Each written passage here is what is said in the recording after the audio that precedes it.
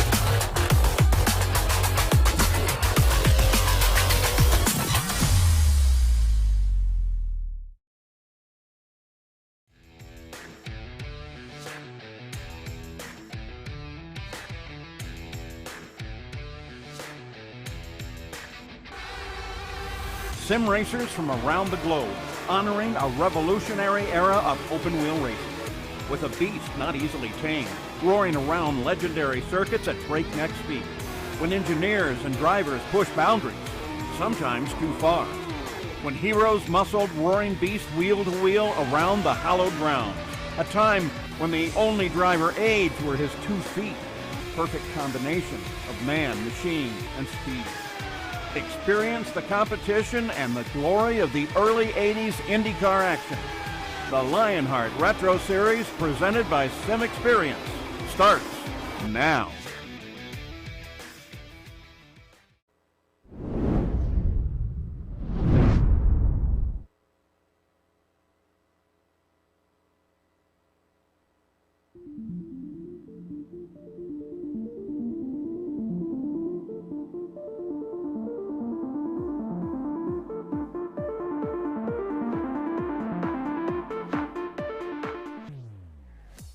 After back-to-back victories to kick off the year, Sage Karam heads to the desert with a first championship in the Lionheart Racing Series powered by HyperX on his mind.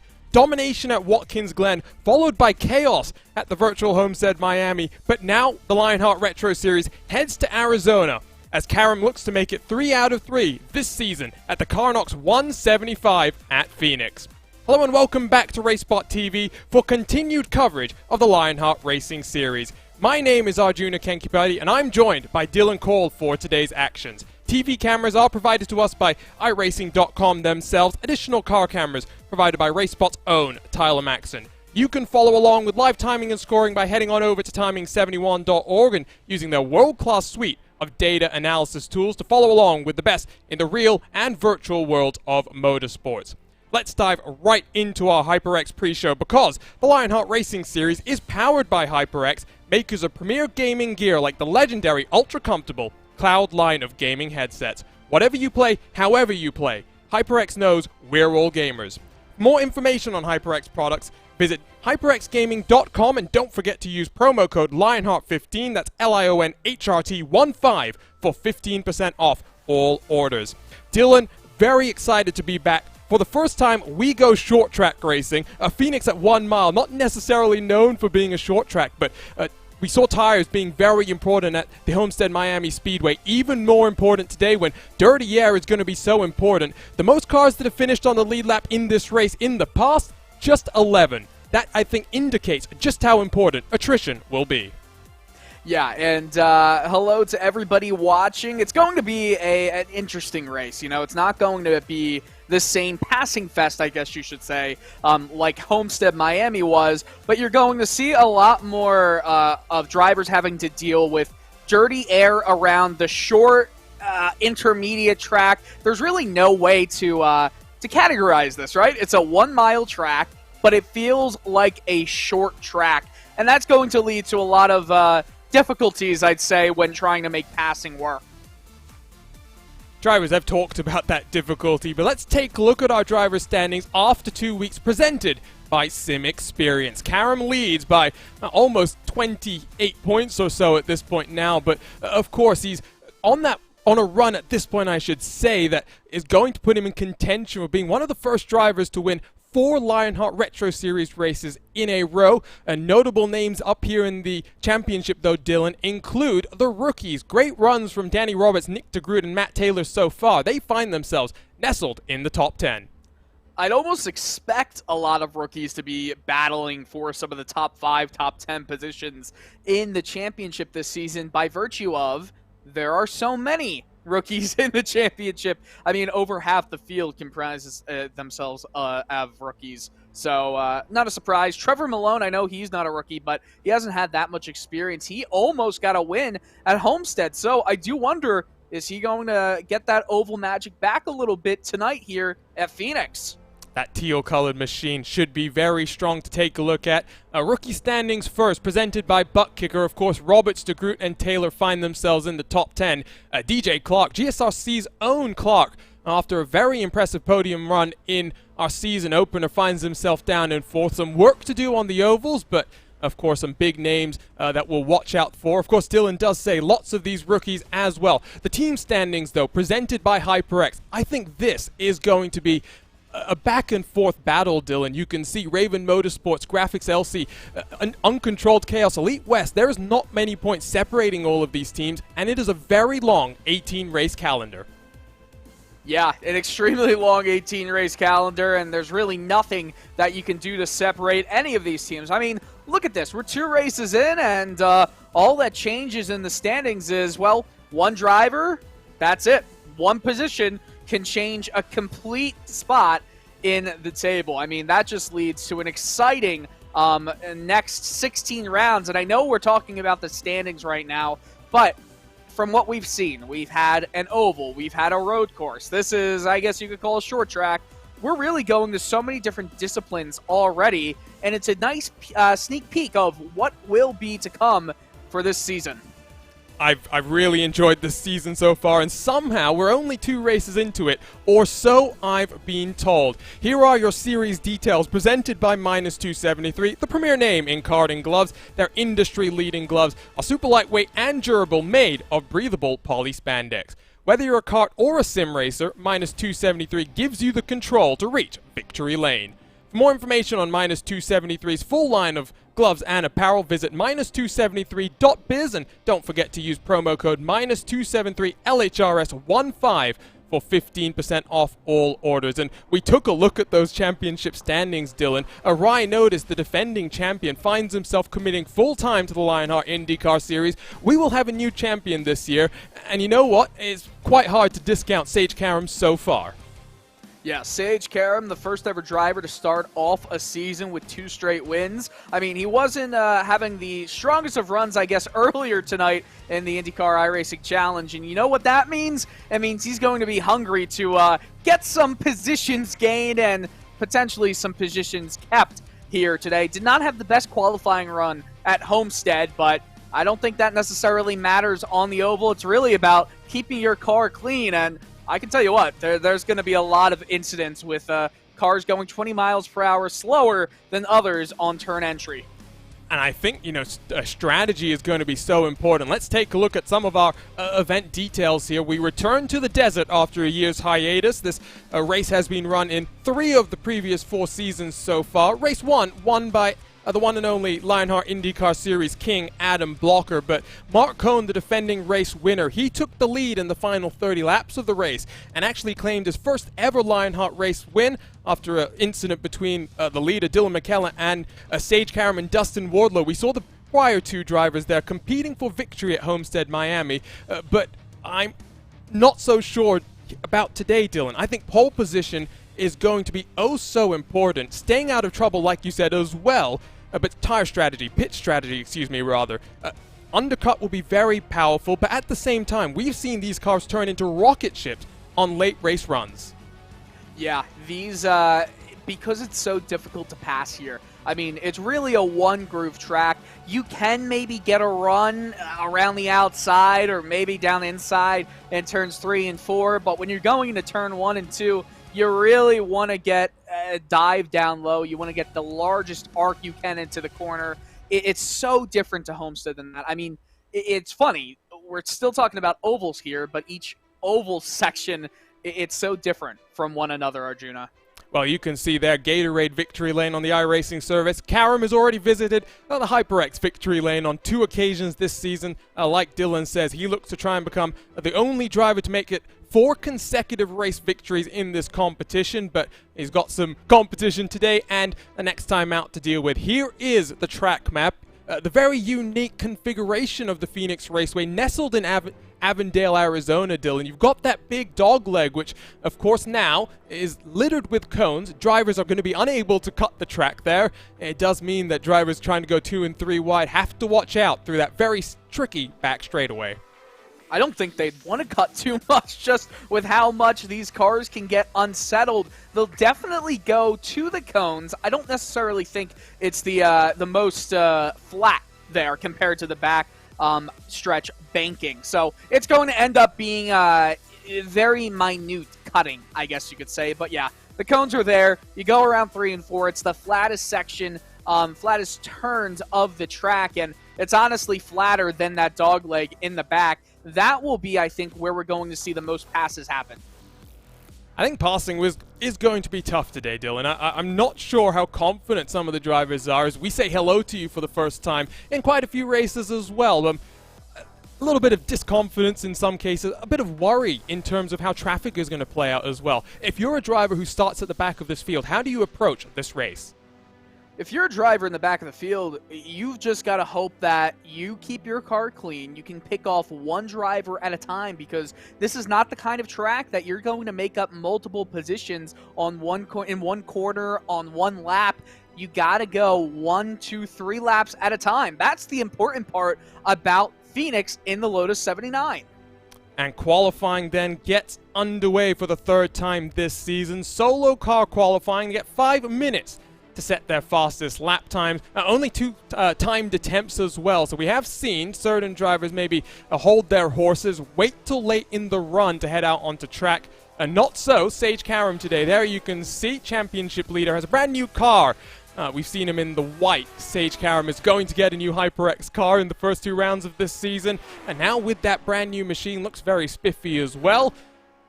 See what the qualifying lap time is going to be for him then. And this, I think, you said he doesn't need to qualify that well like we saw at Homestead. Based on what we saw just a few moments ago with those series details, qualifying, I do think, Dylan, especially for the likes of Karam on that roll, it's going to be crucial across the line for the first time. I think the lap time was a 24.140. What is it going to be this time around? Well, yeah, and you know what? There's a big difference in speed when you have a in-race lap versus qualifying. The last time we came here, Season 3, the pole time was actually a little bit slower. Every time it's a little bit slower than the in-race lap time. And where does Karam show up? Look at that! Late lap attempt there for some drivers incoming. Karam provisionally in 9th. That is not where he would have wanted to be. Where is Ricky Harding, I wonder? One driver we've seen qualify very impressively on the oval so far. He's still down on pit road, yet to head out onto track for a run. Provisional pole goes to Chris Fowler, who, of course, did have pole position as well at Homestead, Dylan. So Fowler clearly enjoys qualifying in this Lotus 79. It is a very interesting skill because, of course, fixed setup, they qualify on full tanks of fuel. Yeah, it's a unique combination that we don't necessarily see in a lot of leagues where it is a fixed setup, it is a full tank of fuel, and as Ricky Harding gets his laps underway. You know, I always wonder, Arjuna, where do you stand on this issue? And no, it's not pineapple and pizza. We already go over that too much. It's, do you like to qualify right when you're able to, or do you like to wait and see where you have to hit? Well, I think it's a bit different on an oval, at least if you ask me. I usually, especially with relatively static weather conditions, they don't vary too much. I'd prefer to just get my run out of the way and relax before the race itself. Two different mindsets, of course. On the road, I do maybe appreciate the need to wait and see how much you need to push, how much is Harding pushing. This is his first lap around, still just over 2 minutes left on the clock as Danny Roberts, a very impressive showing from the rookie, provisional pole with a 23.249. It's a 23.665 for Harding, Dylan. That bodes very well as he builds up the speed here on lap 2. Oh, he got so close to the outside wall. We'll catch this view from the right front tire. And as he comes down all the way, dipping below the yellow line, he'll come back onto the front stretch. We'll see what his time is, Arjuna.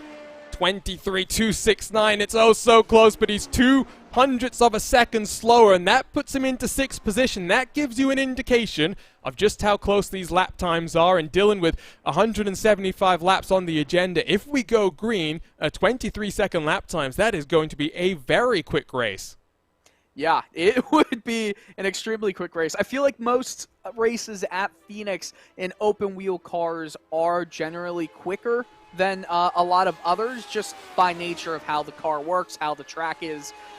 It's just a quick race, but it's a lot of mileage, and we're going to see a few pit stops. Adam Young, oh, he got a little bit loose. It looked like he almost hit the wall and overcorrected as well. 23.907, so based on what we saw with Ricky Harding just a few moments ago, does not indicate that Adam Young is going to trouble even the top 15, I would say, at this point in time. Karam is all the way down in 21st position at this point. He's got a lot of work to do, Dylan, if the qualifying order stays as it is. Paul Slavonic, Richie Hearn, Lionel Kalisto, they'll be the 3 cars that elect to start from the rear of the field.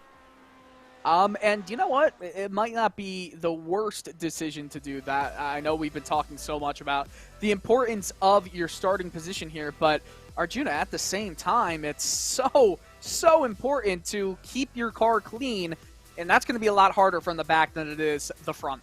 The last time we came here 2 years ago, 11 cautions, 43 laps under caution as well, and just, I believe that was 6 lead changes. Mark Cohn, of course, taking the lead in the final 30 laps after the leaders took each other out. But let's go trackside here then from Phoenix, Arizona, and take a look at starting grid and our Karnox 175 at Phoenix.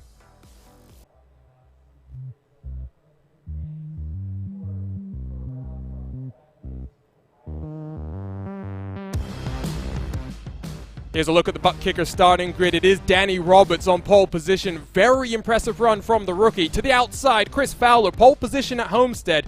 Oh, so close here at Phoenix. Alex Guyon, another rookie, back in 3rd position. Trevor Malone on the outside of row number 2. Matt Taylor in the number 8 machine.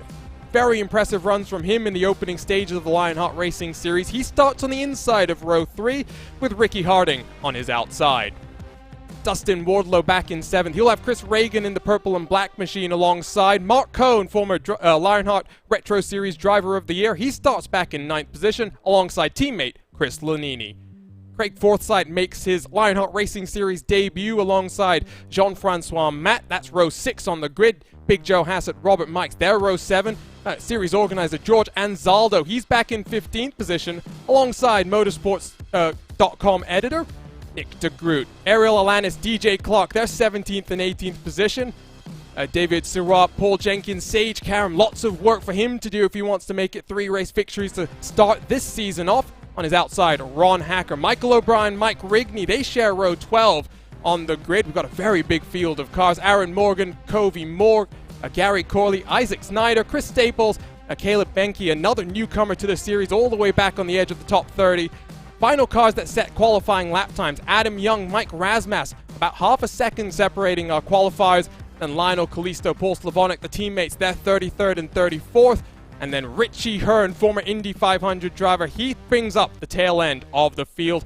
As the cars begin to roll off, we have a number of onboard looks to get through in today's race, so let's quickly dive on through them. First up, it is series organizer George Anzaldo. He has your Karnox onboard camera. Makers of the finest esports gaming chairs, we've got your back. Visit Karnox.com. Sage Karam has the HyperX on board. Whatever you play, however you play, HyperX knows we're all gamers, and HyperX is always ready to game. Mike Razmas has the Graphics Esports onboard camera, world-class design from the real world to virtual. Visit graphicsesports.com. We are moments away from getting underway then as the pace car pulls down onto the safety of pit lane. 175 laps about to get underway here at Phoenix, Arizona. Let's get underway with the Karnox 175 as a rookie brings us to the green flag, and we go 3 wide across the start-finish straight further back in the pack. Looks like Nick de Groot has a rearview mirror filled with Sage Karam, David Surwa, and DJ Clark as we file our way down in through turn 1. But already, Dylan, an indication of the craziness we should expect. There is no better time to pick up positions than lap number 1. And look at this. Sage Karam is also going maybe 3 wide down into turn 1. He is. We look at some spots closer up to the front of the field, and everyone's starting to get back into single file, but not Sage Karam, by the way. Trevor Malone right there in that teal car. He wants some spots too. Karam is already up into 16th. Look at the train of cars that's formed behind the IndyCar driver. And Nick de Groot in 17th with Alanis Sirwa and DJ Clark edge of the top 20. 2 wide, 2 deep in this grouping of cars, but you do get an indication further up of the single file nature of the racing as it's top 5 right now. Danny Roberts, Chris Fowler, Alex Guyon, Trevor Malone, and Ricky Harding, who's unfortunately not enjoyed the best start to today's race. And looked like Caleb Benke as well, is side by side with Adam Young at the tail end of the pack. This is amazing stuff, Dylan. We should expect that these cars will loosen up throughout the course of the run as well. Drivers did think that just surviving these early couple of laps would be the key factor. You know, what's the best line going through 1 and 2? It looks like 2 different lines were taken, and they both equally helped out. We get the battle for 20th right now. Some drivers just deciding to go down the inside, some going down around the outside, but neither gives too much of an advantage. Let's jump on board back in the pack because you can see there's some 2 wide action in front. We ride with David Siwa in the 99. The car's trying to cut as much as they can. Watch the varying lines being taken here, Dylan, as drivers search for clean air. Sirwa is going to go slightly higher than DJ Clark in front of him. And that's the story of the race that we'll see play out now over the next 170 laps. We're already 5 laps done with this thing. Yeah, it's going to be a quick race, knock on wood, because if there's any cautions, well, maybe it won't be. We thought Homestead was going to be caution crazy. It wasn't. Yeah, very true. We saw some very respectful racing there. Similarly here, Dustin Wardlow up on the outside as Mark Cohn side by side. And Wardlow sweeps around the outside. That Pink Panther machine did not look as comfortable on the inside as I might have expected at this point in the run, Dylan. Fresh tires, but we don't see so much tire wear in this car, but it's still a factor that drivers have to deal with because they won't be taking tires throughout the entirety of the race. Yeah, not at all. And I believe around lap 67, 68, we're going to see that fuel window open, which could lead to some interesting strategy when it does come to the end of the race, since it doesn't look like they'll need a full tank at the very end of it to make it. I think that's Big Joe Hassett down on the inside as they go 3 wide for a second. Craig Forsythe on the outside. Sage Karam tries to make up a number of positions, but he thinks a little bit wiser of it. 13th position at the end of the day, though. It's a very impressive start to the race for young Sage Karam at this point, Dylan. And if he continues this momentum as we work towards the halfway stages, he'll be in and around the top 5. Yeah, I mean, so early in this race, and it's already lap 9, and we're seeing him go almost 10 positions higher than he was at the start. Like I said, the best spot to make up positions is lap 1. Well, he's stretching that just a little bit. We'll get this great onboard look as well throughout the entirety of the race from the roll bar, similar to what you see in the NTT IndyCar Series, but of course, we turn the clock back to the wonderful Lotus 79s. These drivers really on the edge of a teach-in at this point.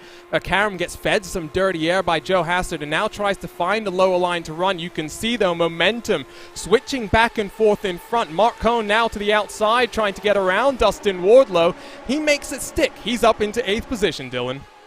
You know, pretty soon we're going to have to start worrying about lap traffic, and I have no idea how the leaders are going to be able to get by them efficiently. Already, Gary Corley, the last car in this race, 35th, is 10 seconds behind the leaders.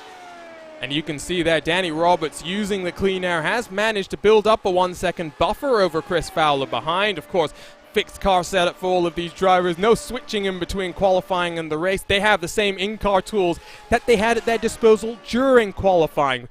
We only got through, by the way, 3 of our onboard cameras in the opening formation lap of the race. One more to talk to you about as well, and that is Chris Reagan, who's carrying the butt kicker on board. What you see and what you hear is what you feel. For more information, visit thebuttkicker.com. To 4 onboard looks. We will, of course, have onboard cameras with all 35 contenders in today's race. And you said traffic, Dylan, with 35 cars. We said only the maximum number that's finished on the lead lap is 11, but already 11 seconds is the gap between Corley and Roberts. So in about 14 more laps or so, Danny Roberts will be right in the thick of the traffic. Just a little bit in the thick of the traffic, right? All of these drivers, you'd hope they'd see the leaders coming and get a little bit out of the way. It's just, where do you go? Because you get out of the way and then you're going to hurt the car behind. So there's no right place to go at this track. The only right place not to go is into the wall, and I've done that on a number of occasions, just through dirty air. Or the leaders. Or that as well, you're right. But it's hard to really just emphasize, Dylan, what dirty air means, because it's such it's a word that has so many different connotations as Big Joe Hassett tries to get to the inside of Craig's Forsyth. Nothing doing there, but you saw, for a moment, just how close Sage Karam got to the wall there. Yeah, that was my worry as well. Sage Karam is flirting with disaster. He's gotten loose a few times, especially going into turn 1 as we ride on board here. And now we switch back. Look at that. You can never miss Trevor Malone. That teal-colored machine is very distinctive. He doesn't just run it in one of the Lionheart Racing Series competition, but in all 3 of them as well. Mark Cohn has gotten around, and you can see Malone slides up the track by about 2 lanes, and here comes Dustin Wardlow right behind him, trying to take advantage. Chris Lini has done a good job as well. But you will see left side of the screen, the top 10 now separated by about 6 seconds. You do start to find groupings of cars developing behind there. You can see Karam and Big Joe Hassett, they're still side by side. Craig's Forsyth very, very happy that he's got a couple of laps now not to worry about the challenge from behind as Sage Karam up into 12th position.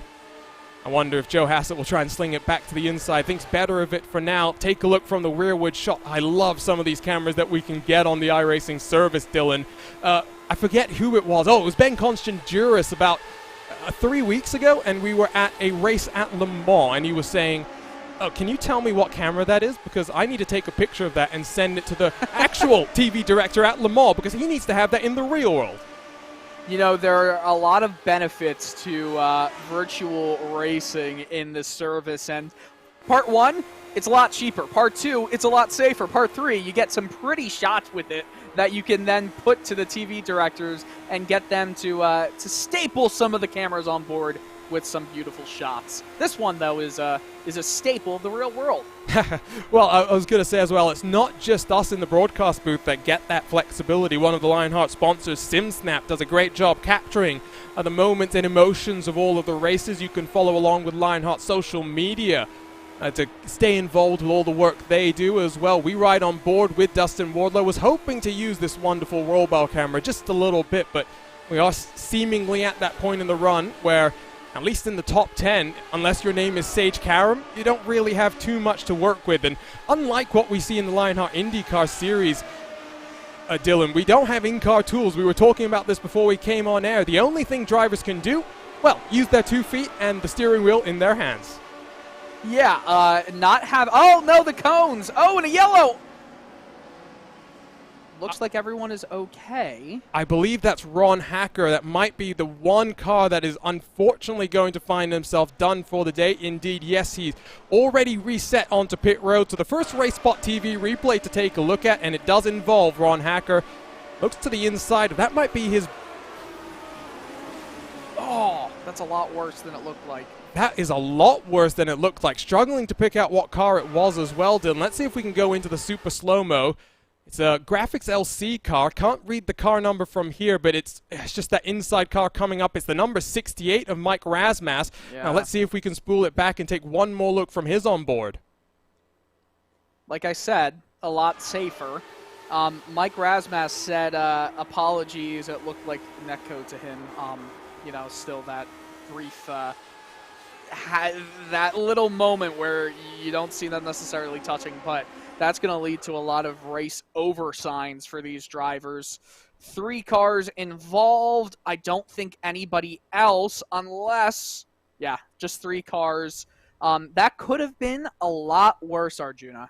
I'm not sure, by the way, who the other car was. Was it Slavonic or was it his teammate there? Let us check. The cars that are smoking, I guess you could say. It looks like one of, excuse me, I'm forgetting the team name right now, but the team that has that very distinctive wood trim on their car. I believe it might have been Paul Jenkins. He's still stationary on pit road. He's been there for 20 seconds so far. And indeed, Ron yeah, Hacker, you can Mike see Rigney. That is the car I was thinking of. Let's see if we can spool up the replay one more time, Dylan, and figure out what happened to Jenkins as well. Yeah, that's rough. There's not much you can say is any one person's fault. So we're riding on board with Paul Jenkins. He sees everything going on in front. There's nowhere that he can go. He was already having an extremely rough race up to that point. He got way out of line into turn 1 on multiple occasions. And, you know, that's what we were saying. When you're in the back of the field, things happen, and you can't avoid them necessarily, especially with a track like this where it is one lane. And they happen so quickly as well. That onboard that we had with Jenkins, I think, just gave you that indication of how quick you have to react to your speed. Still, you know, very, very fast lap times. The fastest lap of the race might actually be faster than pole position. Yes, it is, you know. Danny Roberts, 23.241, excuse me. That's the fastest lap in the race so far. Qualifying, well, a 23.249, so very interesting numbers there. Pace car lights are off, so we're about to get back to green flag racing. First caution is then done here. We have not had a lead change just yet. Will that change as Chris Fowler has one more opportunity here on the green flag jump? Danny Roberts, though, with a very impressive launch. He leads across the start-finish line by almost half a second. Ricky Harding to the inside of Alex Guyon. Almost contact between the two of them, Dylan, but they make it work, and we stay single file. Yeah, this is going to give some momentum to Chris Reagan, who potentially could make a move on Ricky Harding going around the outside, maybe with some momentum. I think he got a little bit too high, however, and he might lose some speed. No, he's fine, just not going to gain any traction. So the top 16 cars did not come down onto pit road. The big names that did, the likes of Matt Taylor, Mark Cohn, Trevor Malone. So very interesting split strategy here that has helped Sage Karam jump his way up into 6th position. He works now onto the inside of Chris Reagan. That might be a move that he gets done. Oh, Reagan will close the door, but Karam will sling it back down to the inside. What a move there, Dylan. But the outside momentum, here comes the fight back from the 19. Yeah, this is exactly what I was talking about earlier with what is the better line. Sage Karam going the shorter way, but the slower way around each corner, and Reagan is going to have the momentum on the high side. I'd prefer to be in Sage Karam's position right now. I think Karam will actually get the move done midway through 1. Can he get the slide job? Wardlow will try and follow down the inside on the purple and black machine. Joe Hassard as well finds himself with Jean-Francois Matt, Nick DeGroot, and Jordan Zaldo all stacked up behind him. Once again, this restart has mixed up the middle of the pack, but again, Danny Roberts at the front of the field has already cleared Chris Fowler here, Dylan, by 0.6 of a second. Yeah, already, and I think we can say kudos to that big jump that he got at the wave of the green here on this restart. That was the decider in getting that half-second difference. And single file then here. Let's jump back to the edge of the top 10. This battle is really intensifying. Nick DeGroot, let's jump on board with the motorsports.com editor and writer. He's tucked up behind Jean-Francois Matt, two newcomers to the series. They really are putting on a show, not just because there are so many of the rookies, because week in, week out, they're already showing us that they'll be around the front of the field. It's a consistent theme of the Lionheart Racing Series, Dylan. It's not just about the established names, but there's always going to be new faces. I think of the Lionheart IndyCar Series, where we've got a 5-time official iRacing IndyCar champion as a rookie in the form of Henry Bennett. Yeah, and he's a rookie, right? Nothing more than just being a rookie here in this series, but it just goes to show the talent. And who wants to be in any of the Lionheart series? We really have an awesome offering with 3 sets of disciplines for these drivers to choose from, and some of them try to race in them all. Yeah, they really do. I don't know how they find the time for that. Speaking of drivers that like to race at all, we were talking of Trevor Malone in the teal number 34. He finds himself in 19th position now, third of the cars that came down pit road. There you get a look at him working his way out of turn 4. Bit of clean air in front and behind, but the fuel window, let's talk about it, Dylan. It was meant to be a relatively simple 2-stop race. That last stop was going to be, I don't want to say short, but slightly shorter. The more cautions we have here, the more they start stacking up. Fuel is going to be a very important factor, and it really will come down to who has the best calculator in their brain. Well, speaking about calculators, some drivers did go in, remember, on that last restart, and that was around lap 24, 25. So if they did fill up, which we're assuming that they did, then if my math is correct, if we do go green for a very long time, they're going to be able to go in around lap 90, 95. They'll stay out till then, while the other drivers will come in around lap 70 or something like that. It only really matters at this point if we get closer to the end on a big, long green flag run. As of right now, we can't really start talking about strategy just because we haven't had that long green flag run yet.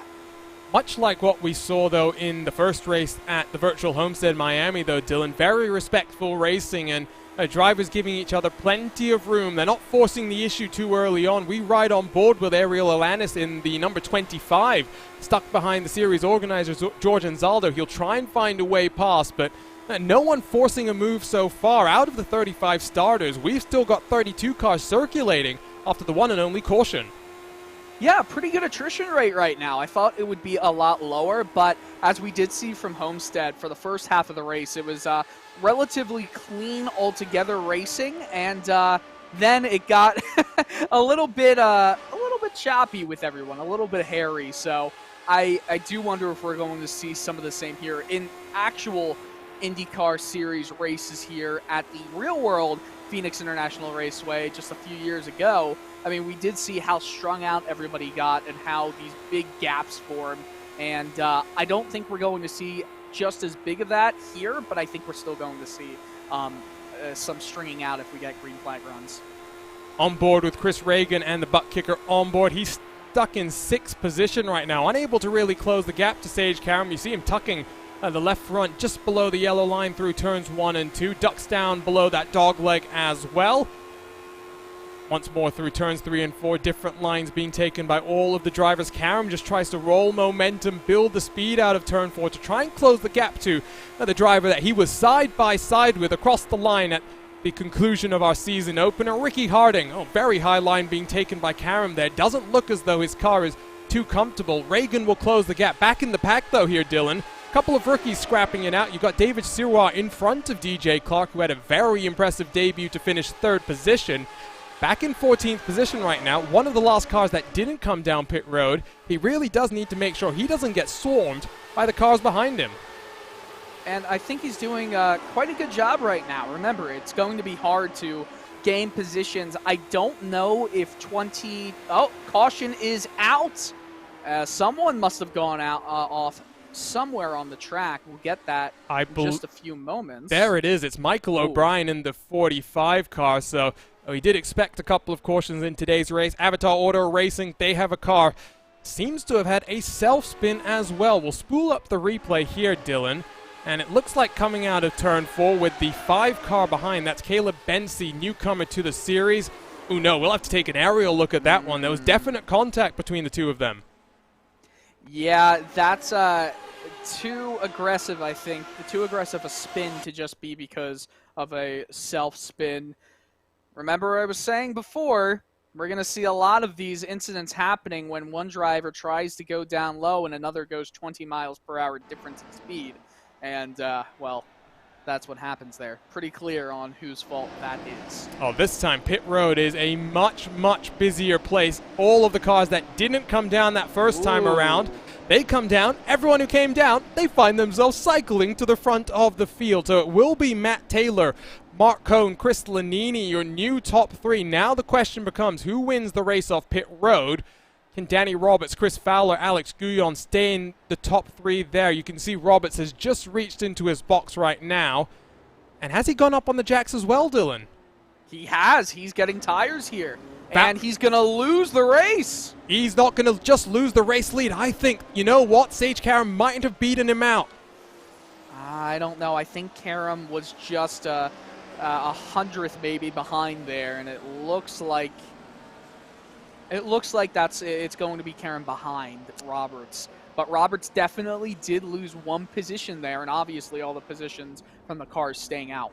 I wonder if that was just an unintentional thing where he forgot to disable all 4 tires, Dylan, because of course you can set it up on the iRacing service. For those watching on RaceSpot or ESTV who are unfamiliar with how the pit stop system works, you can set it up in your options, if you will, before each race, if you want tires on each full stop or not. So it's an option that you can either enable or disable. I know some drivers like to have it disabled. I personally like to have it enabled. Yeah, it's not a bad thing to have enabled, right? I don't necessarily.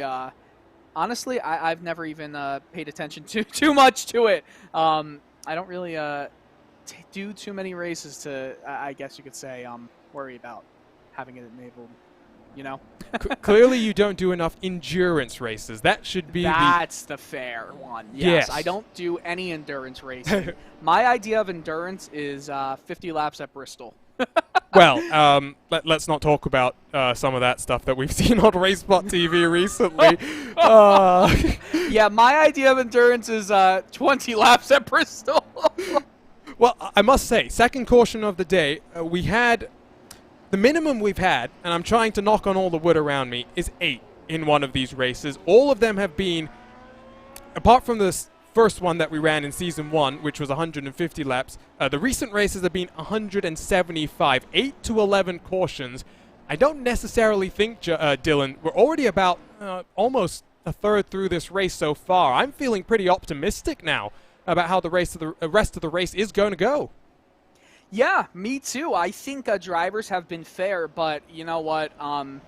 I scratch what I just said. I still don't have a good feeling about it, Arjuna. We're still, we're not even a third into this race. So when we're coming down to the wire and there's positions to be gained, I don't think you will see so many drivers acting too kindly to each other.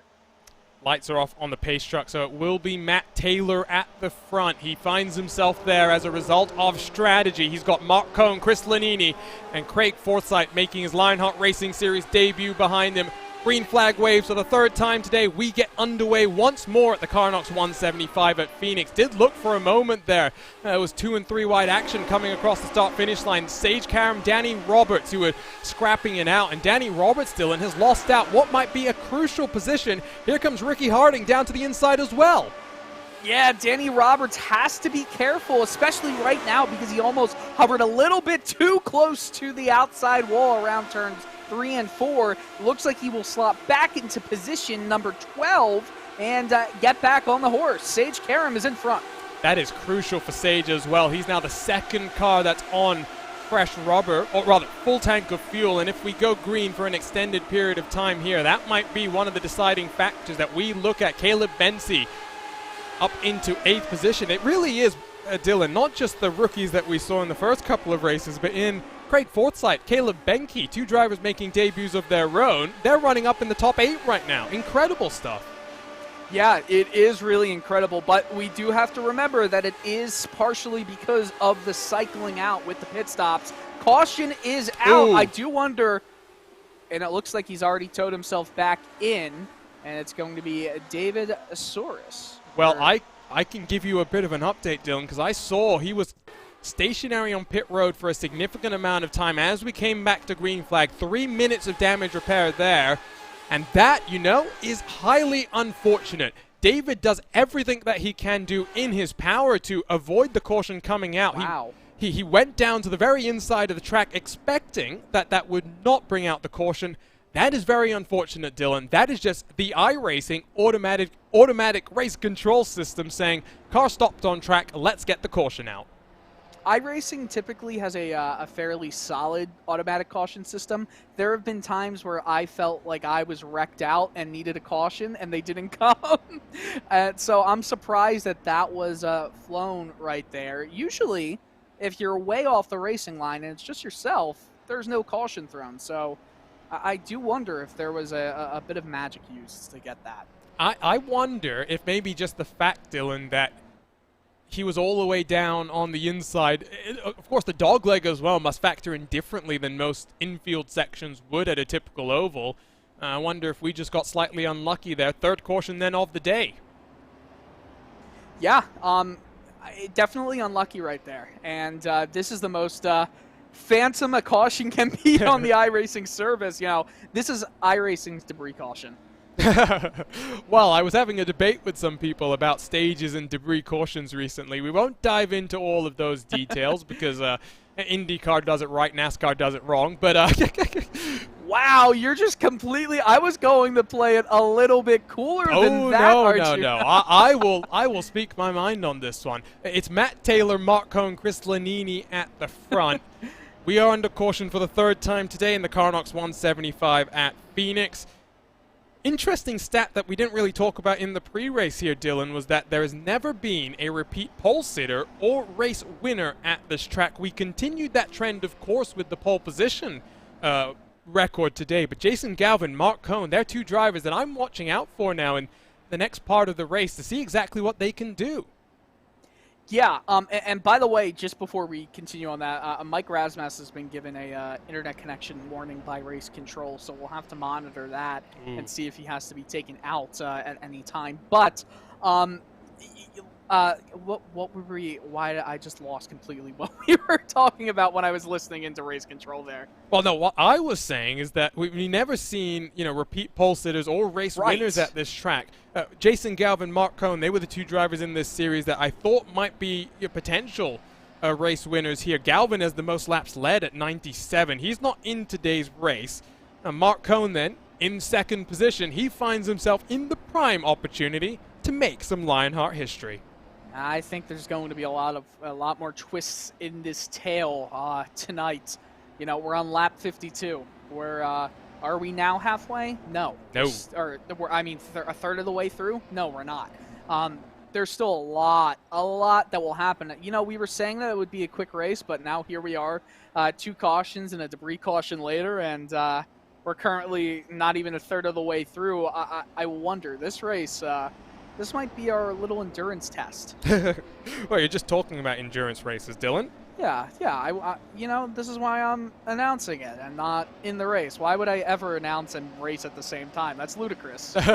Well, just a reminder as well that you can keep involved with all 3 of these entities with the socials up on your screen: Lionheart, ESTV, and racespottv. We've got lots more coverage of sim racing action to come throughout the entirety of 2021. And for the 4th time today, green flag waves.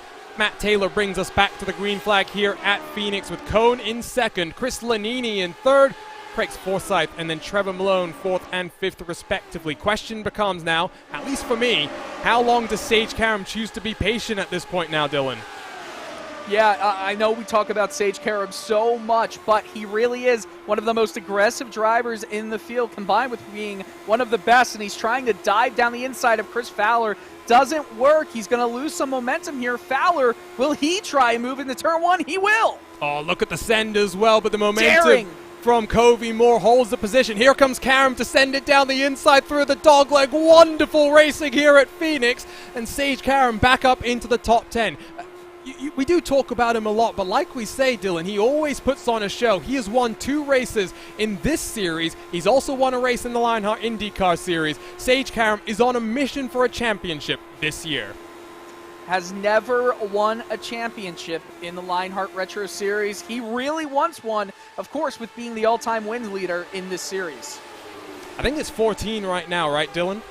I would say you are correct as well. That's 2 more than he had at the beginning of the year, which was 12, but I will double-check that for us. Well, I'm going to be very, very bold. We're not even 3 races into this 18-race calendar. Sage Karam will have 20 Lionheart Retro Series wins by the time we get to Auto Club in December. I wonder if the championship will almost be secured as well. Let's jump back in the pack, by the way. Haven't talked about Richie Hearn too much so far.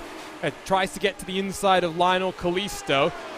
I like to say this, by the way, Dylan, but for those unfamiliar, Richie Hearn, not just an Indy 500 veteran, but multiple-time IndyCar competitor. It's always weird calling him a rookie. He's found a home in the Lionheart Racing Series right now. Sometimes has some slightly spotty internet, but today, no such issues. Yeah, no such issues, and he's keeping himself safe. You know, he's having a decent race, I guess you could say, for himself, because last time we did see him at Watkins Glen, and you know what? He was pretty strong there. Now, obviously, he's fighting for 25th at the moment, and it's all about putting yourself in a position to make some positions up at the end of the race. And you know what? A top 20, a top 15 here would be a dream for him by the end of this race. And for his team, Elite West Motorsports as well. Good points on offer for all of their competitors. We mentioned that sometimes Richie Hearn has internet issues. Well, his internet routing decides that he did not, no longer needed to be in the virtual Phoenix area. Now let's jump back up in through the pack.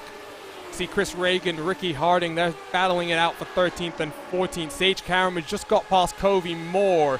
He's now up into the grouping of cars that has slightly less fueled, I would say, at this point in time. And this is where strategy will start to come into effect, Dylan, because I slightly alluded to it. When these cars are low on fuel, they become rocket ships. But at the same time, the undercut is a very serious thing here. Yeah, the undercut is huge. You can gain so much time. Actually, scratch that. You can lose so much time with worn tires compared to drivers with new tires, that it can make that undercut so powerful. The only question is, where do you slot back out? Because it is so hard to make positions, and you've got to be careful, even if you have ridiculously fresh tires, that it does make it a question of, do you want to deal with all the traffic you're going to face that isn't necessarily for position? A wonderful shot from the air right now. I am loving this racing. We are 63 laps into our 175-mile event here at Phoenix, and 3 cautions, only 2 involving cars actually making contact with one another. Drivers are showing immense respect. Strategy is coming into the picture, and Dylan, let's talk about that strategy. When these cars came down on pit road about 20 laps ago, that did change the strategy. I think Sage Karam finds himself in the prime position when it comes to the strategy battle. Yeah, absolutely. I think it also relies upon your driving ability too. Because, yeah, it's going to put you in a better spot when strategy calls do come at play, but you've just got to take care of business on track. Because, again, there's still so much time left in this race that we don't necessarily know what's going to be the right strategy call until we really know it. Once there's 70 or so laps left, that's when we're going to start being able to say, okay, well, if we go green for the rest of it, this is who's going to be the benefactor of this call or that call or whatever. And again, with attrition being so important, we haven't really thought that lap traffic was... excuse me, I got myself all tongue-twisted there. Lap traffic has not been as large a factor, Dylan, as we thought it has because of these cautions. Caution flies for the 4th time today as well. I believe it's Gary Corley that has spun out of turn number 1. in the wonderful black and gold Dark Horse racing machine. RaceSpottv replay to try and take a look at then here, Dylan. Spooled it back to the wrong car. Here we go, side by side with the 78 of Paul Slavonic. Oh. And a nasty contact there. Let's look at this one more time from that aerial look. Yeah, I want to check this out again. We'll get a great shot here with this incident, and I guess we'll be able to put a little bit of fault on whoever.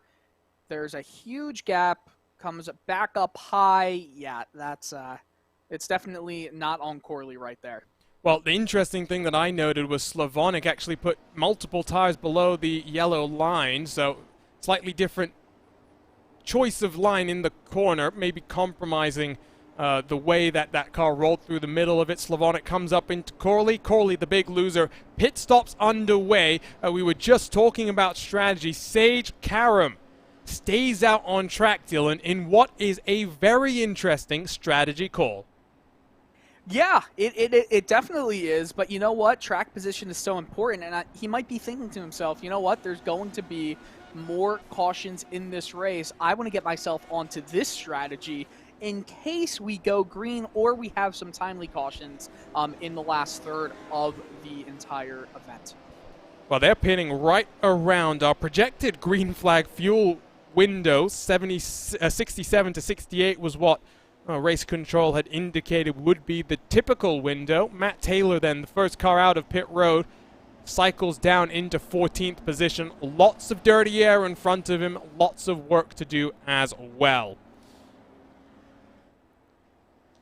I wonder, Dylan, if we've put a bit of the RaceSpottv curse on this race. We were just talking about how well it was going, how much respect was being shown, and well, maybe we do have to take a little bit of the responsibility.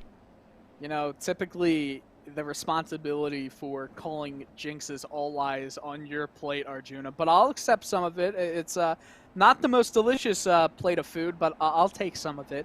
I still think that the racing has been fairly respectful. We've only had one incident that was 3 cars, more than 2. We've had 2 two-car incidents, and then we've had, obviously, the 1-car incident, if you want to call it that. But yeah, these cautions, you know what? The good thing is that with it being a 1-mile track, so it's registered as a longer track, even though it feels like a short track, these caution breaks are not terribly long. They really are not, you know. We're talking about caution laps of about 63 seconds, give or take.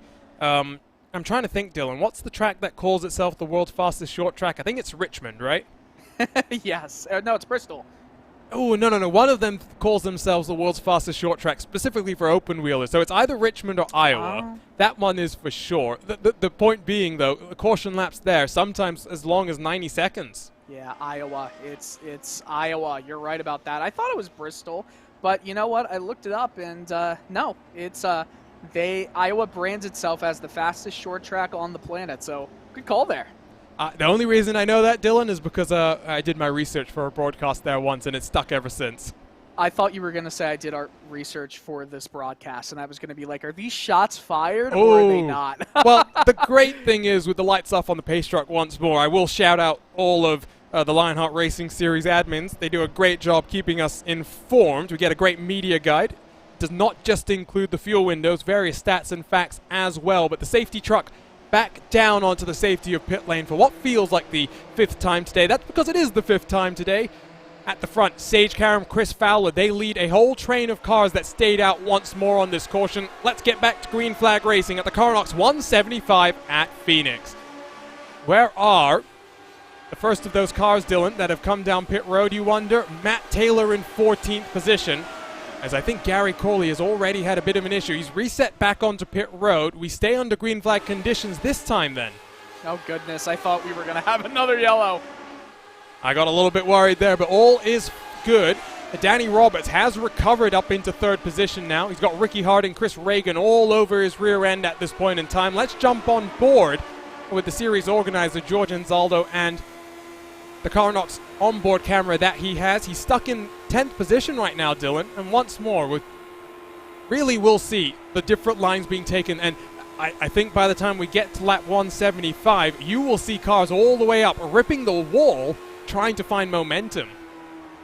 Yeah, and I do wonder with how the track state will be as we continue going into the night, as we continue going into this race. We're not going to see temperatures really change all that much, but where we will see is the track getting rubbered out. So we might see from all the cars running up high, especially around 3 and 4, is that a line will form and momentum will be up there.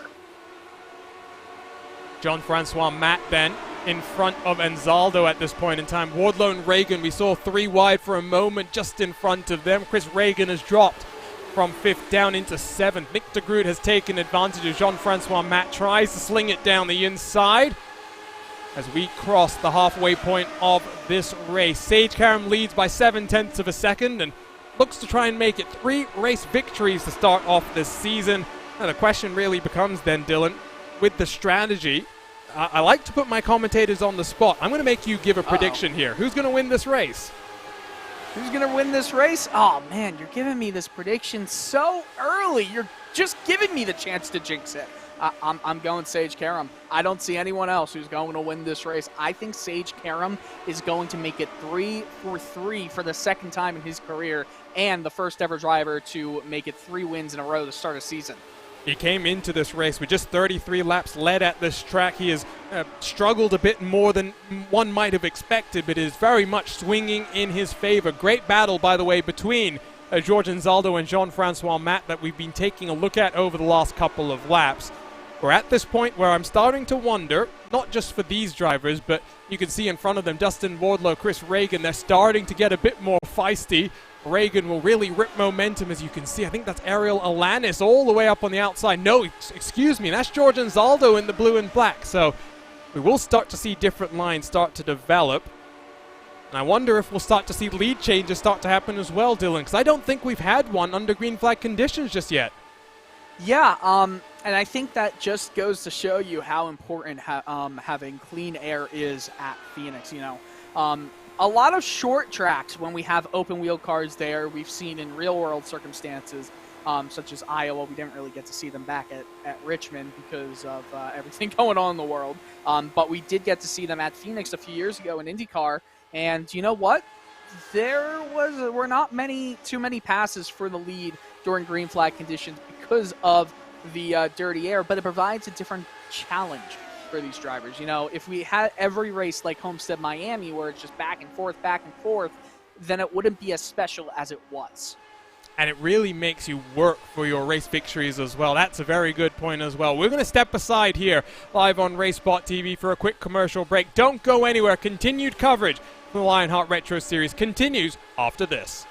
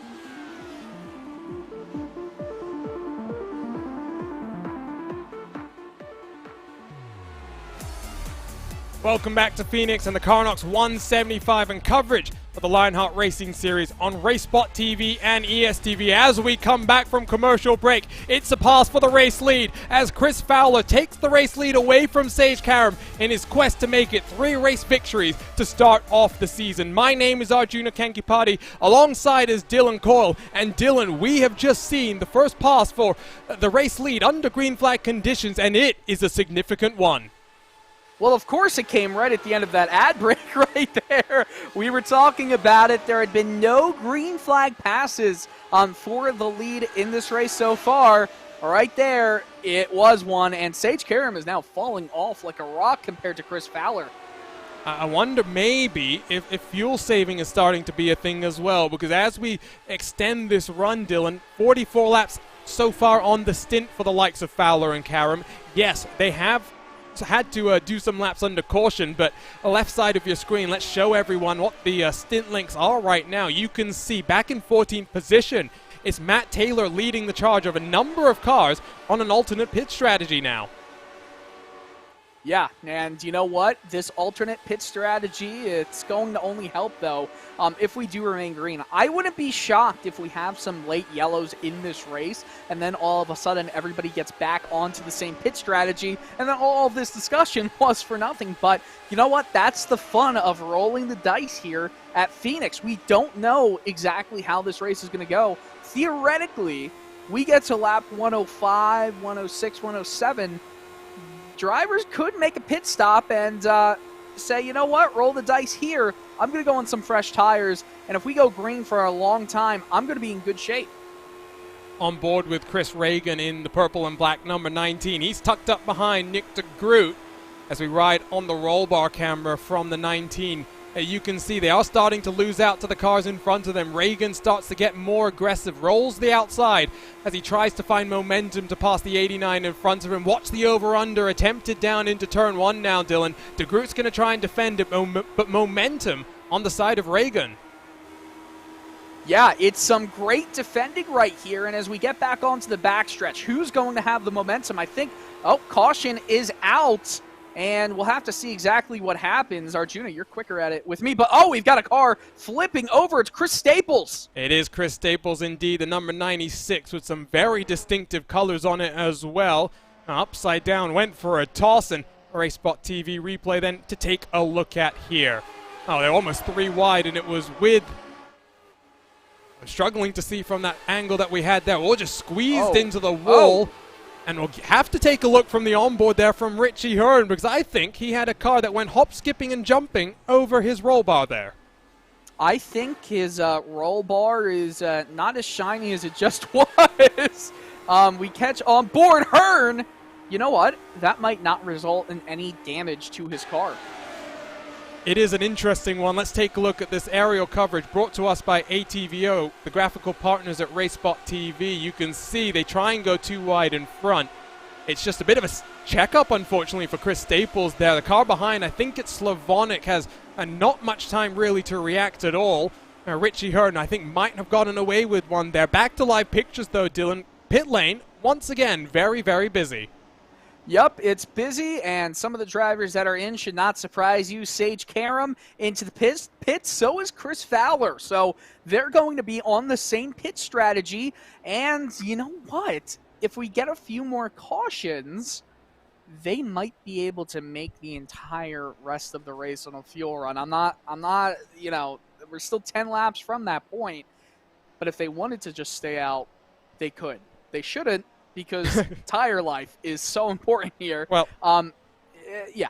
Just remember, Dylan, cars are not taking tires in today's race. We saw this at Homestead as well. Well, some of them did. Some of them did. We did see some of them earlier. I think in the case of Danny Roberts that you're thinking of, probably just a mistake more than anything there.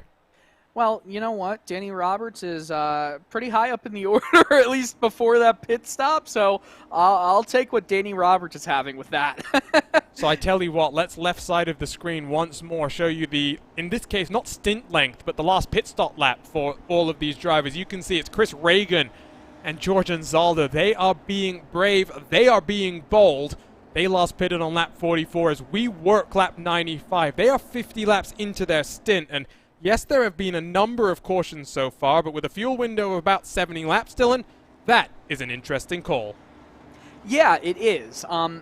You know, I think we're going to see some more cautions before we do get to the end of this race, and everyone else, I'd say they're probably banking on that too. They just hope they're not going to be at the end of it.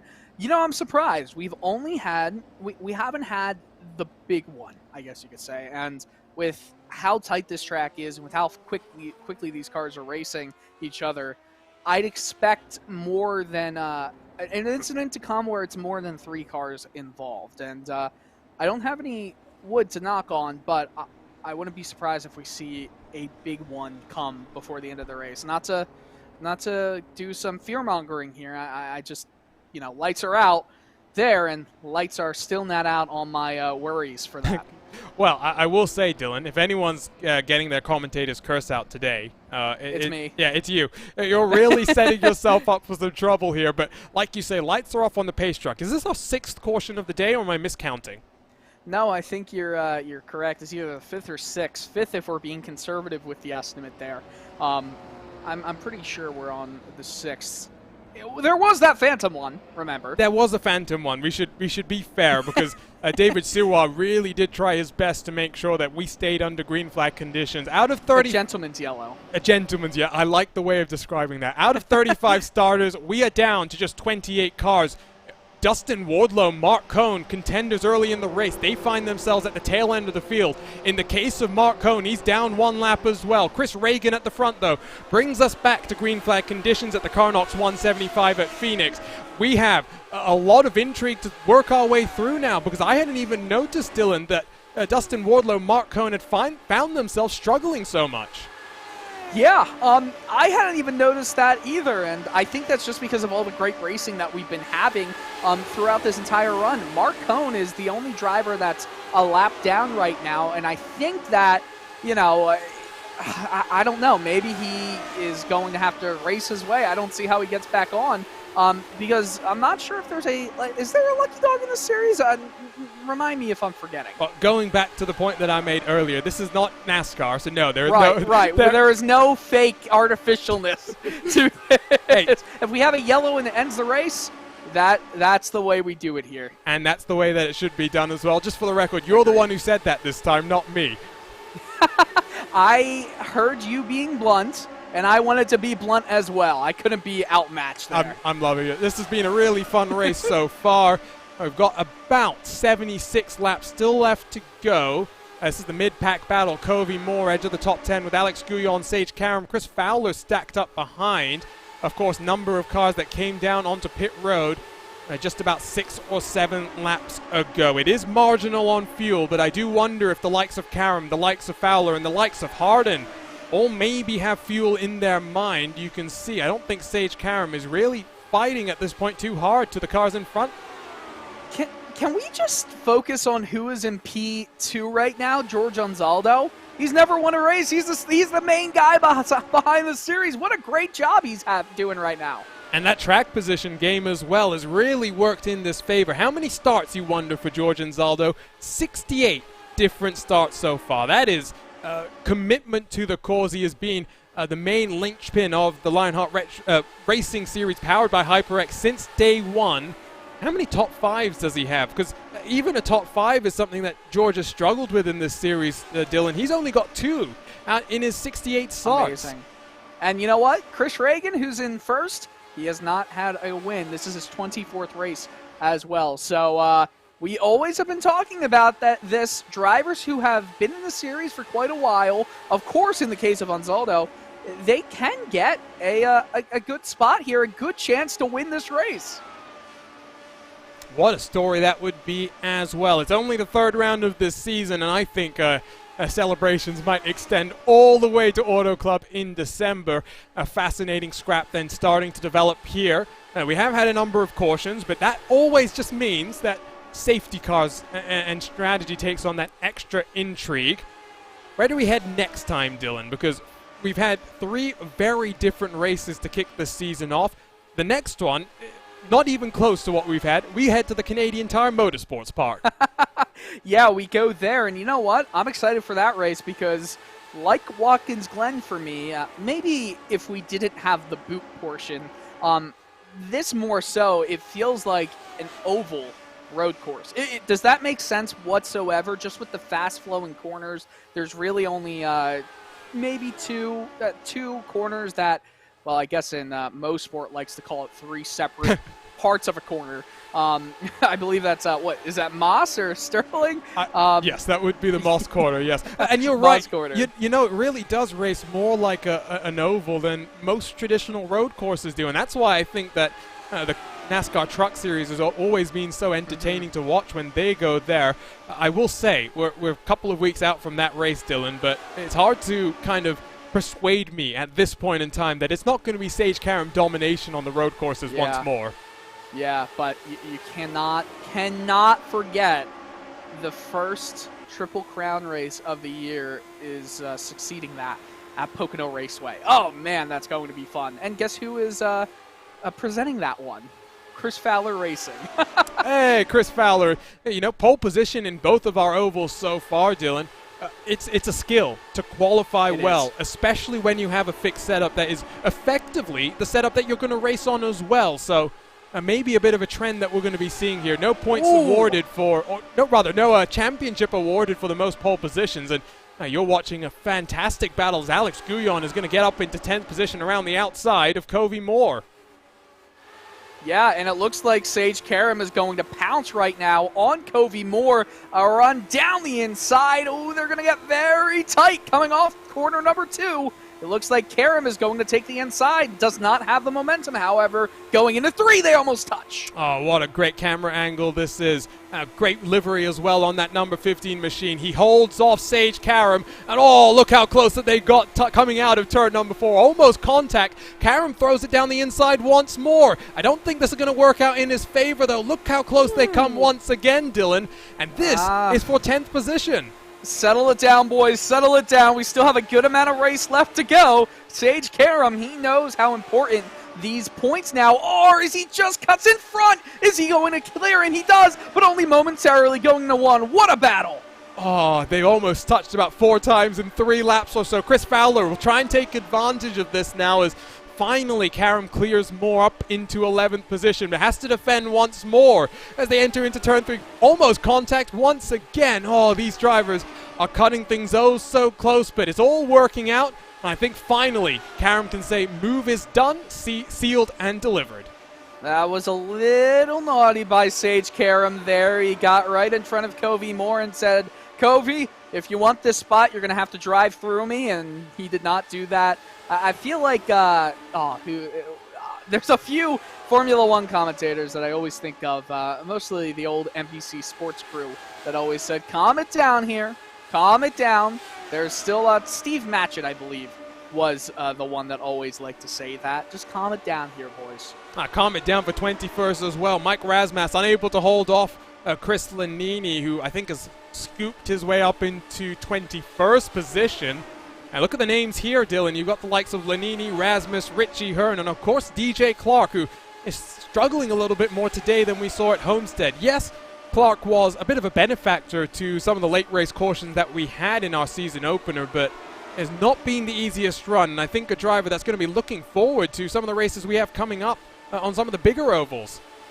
Yeah, we're going to have, I mean, Pocono is entirely different, and this is what I love about this series. There are so many different types of racetracks, and look who's in the pits. It's Trevor Malone. I wonder if this is scheduled. Malone is also down with Chris Reagan, so out of the 2 cars that started this race, this caution, a green flag run out front. They're down on pit road, and Zaldo follows them the next lap around. Now, the crucial thing, Dylan, is if we get a caution at the wrong time here, these drivers are going to be in trouble. They will be laps down from the rest of the field. Right, and that's going to be entirely difficult to come back from unless you are able to get on when the caution comes through. I'm always forgetting words right here. What if all the drivers come into the pits, which I don't believe that would happen, they'll be able to get the wave around. There we go.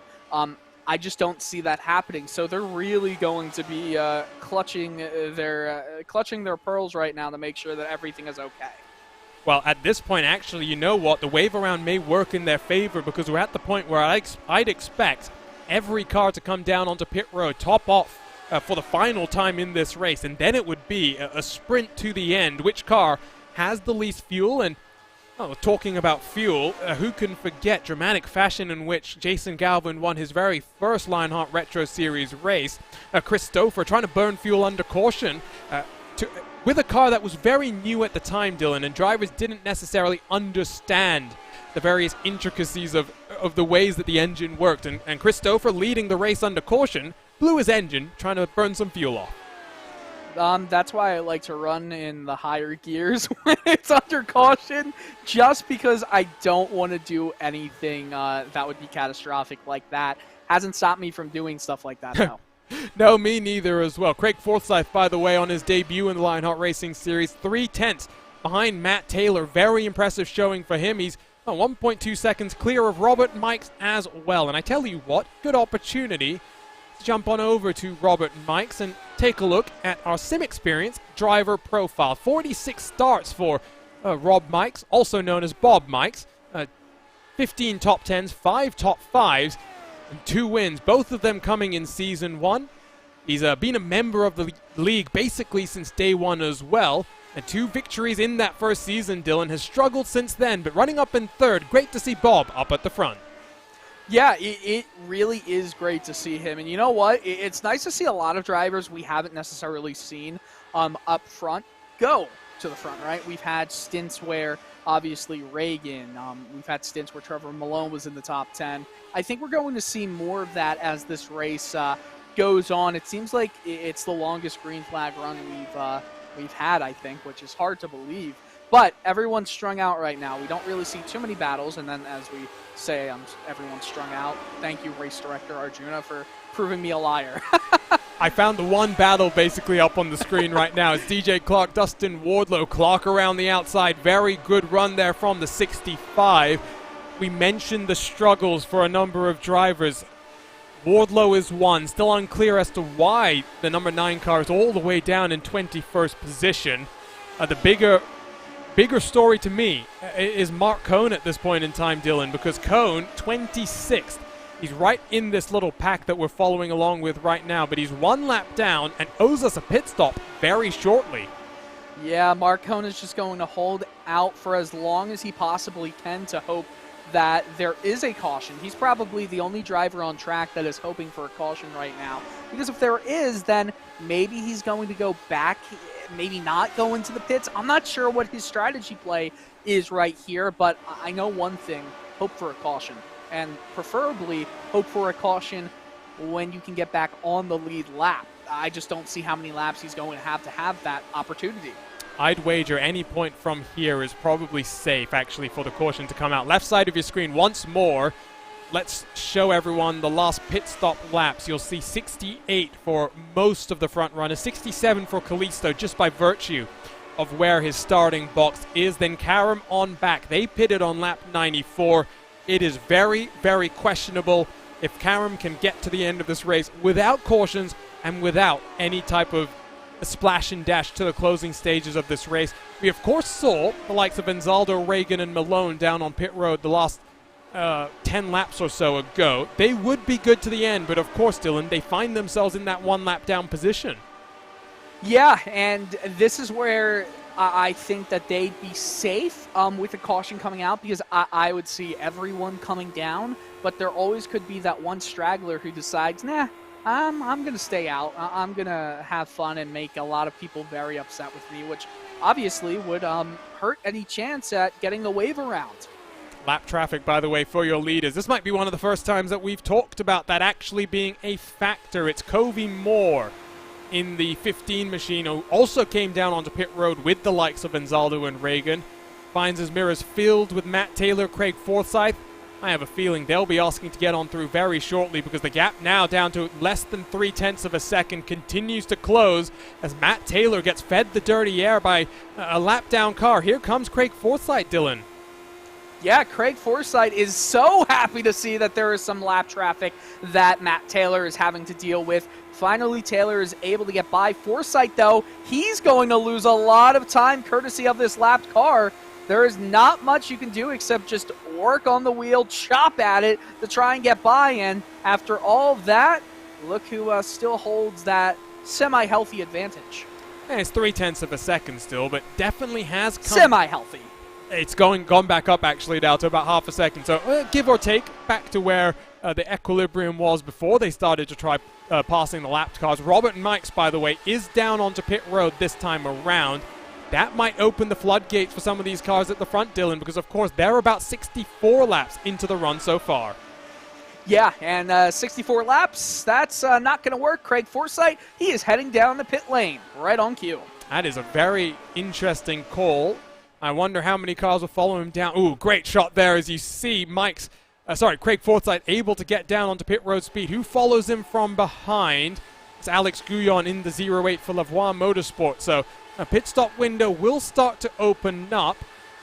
And Matt Taylor on through. Caleb Benke will cycle down onto pit road in the next couple of laps. That will free up Sage Karam, who has managed to close onto the back of these leading cars as Matt Taylor, Caleb Benke, and Aaron Morgan all come in. It's only Lionel Callisto still out there now, Dylan.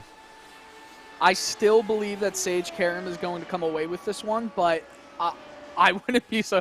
I would... If I'm an odds maker, I'm pretty happy because I feel like I'd make a lot of money from people trying to wager on this because I don't know who is going to win this race. A lot of it comes down to if we have a green flag run for the rest of it, which I would still be surprised with, but we're reaching that point now, Arjuna, where there's not much time left in the race. I mean, Sage Karam, who is in P1, has just started, or is halfway through lap 135. When he crosses the line, there will be 40 laps to go. And even with these cautions, the race has flown on by. It's been one of the defining traits of the Lionheart Racing Series so far this year. And reminder, you can follow along with RaceSpot.tv and ESTV over the course of 60 live broadcasts in 2021 and 3 of the finest Lionheart competitions and the finest sim racing competitions you can find on the iracing.com service. Taking a look, by the way, at some of these all-time stats, by the way, Dylan, we've talked about consecutive wins on a number of occasions. If Karam can take victory today, he will not only equal his own record when he won back-to-back at Watkins Glen, Donington, and Mosport, but he will become one of only 2 drivers to have done it twice as well. He will join Alex Saunders in that accomplishment, and really 3 race victories in a row in any of the Lionheart Racing Series. That is an accomplishment and a championship statement. It's just a little bit of an accomplishment, right? Nothing too special. Nah, it's unbelievable. Sage Karam doing it twice and doing it to start a season would be quite a story, but the good thing is we have a lot of other drivers who a win here would be quite the storyline. I mean, we're talking about, right, Chris Reagan. We were talking about George Anzaldo a little bit earlier. That's the great thing about this Retro Series, that in the Lionheart Retro Series, there are so many stories that we can come up with right on air, and you know what? We're very thankful for that as broadcasters. It's always nice, especially when you do have 6 cautions, and I'm not saying it's been a tough race to fill with content. We've really enjoyed ourselves, Dylan, and yes. I don't know about you at Watkins Glen as well. Not necessarily as much action for the race lead, but I thoroughly enjoyed myself there as well. I feel like ovals and open wheel on ovals, it's some of the best racing you can ever get, bar none. I mean, is there really much better racing than some Indy 500s we've had? No. I'll show you some great races from there if you can show me some of the best road course races. And don't get me wrong, there are some unbelievable road course races. I mean, a lot of them come from mistakes, though, too. And when you have mistake-filled races, that's obviously a big part of what makes a great race even better. But at the same time, you know, there's, I feel like ovals, you can have a lot more naturally progressing excitement, if that makes sense. Like, I love all forms of racing. There's just something about open wheel and oval. No, I think you're right. And I think there's also a reason that the iRacing Indy 500 is the longest running of the quote-unquote special events. And I think entering its 12th year of running this May. So that is incredible. And you talk about real-life history of motorsports as well. I was talking with a radio show Limited this past weekend about how 69 years of the 12 hours of Sebring, we've only got 7 iRacing Sebring 12 so far, but very much a very rich history starting to develop. And we've got the same thing coming in just 30 days' time. We're only 30 days away from the month of May, if you can believe it, Dylan. What? It's April 2nd on the East Coast now. My goodness. 12:01 here, 11:01 Central Standard Time, or Daylight Savings Time, I don't even know. And it's still pretty early in the nighttime where you are, Arjuna. It is not too late at all for me as well. Very much enjoying the Karnox 175 at Phoenix. We're watching the battle for 5th on back. Nick DeGroot, motorsports.com, a writer and editor, is holding off the challenge of Jean-Francois Matt, Mike Rasmussen, who does have a victory in this series, and then Ariel Alanis. So 3 rookies, out of this grouping of 4 cars. Looks like our rookies will have a very strong showing, not for the first time this season. The Rookie Championship really is going to be one to keep your eye on. You can see the top portion of your screen now, lap 146 being worked by your race leader, Sage Karam. That means 30 laps to go and 30 miles to go as well, Dylan.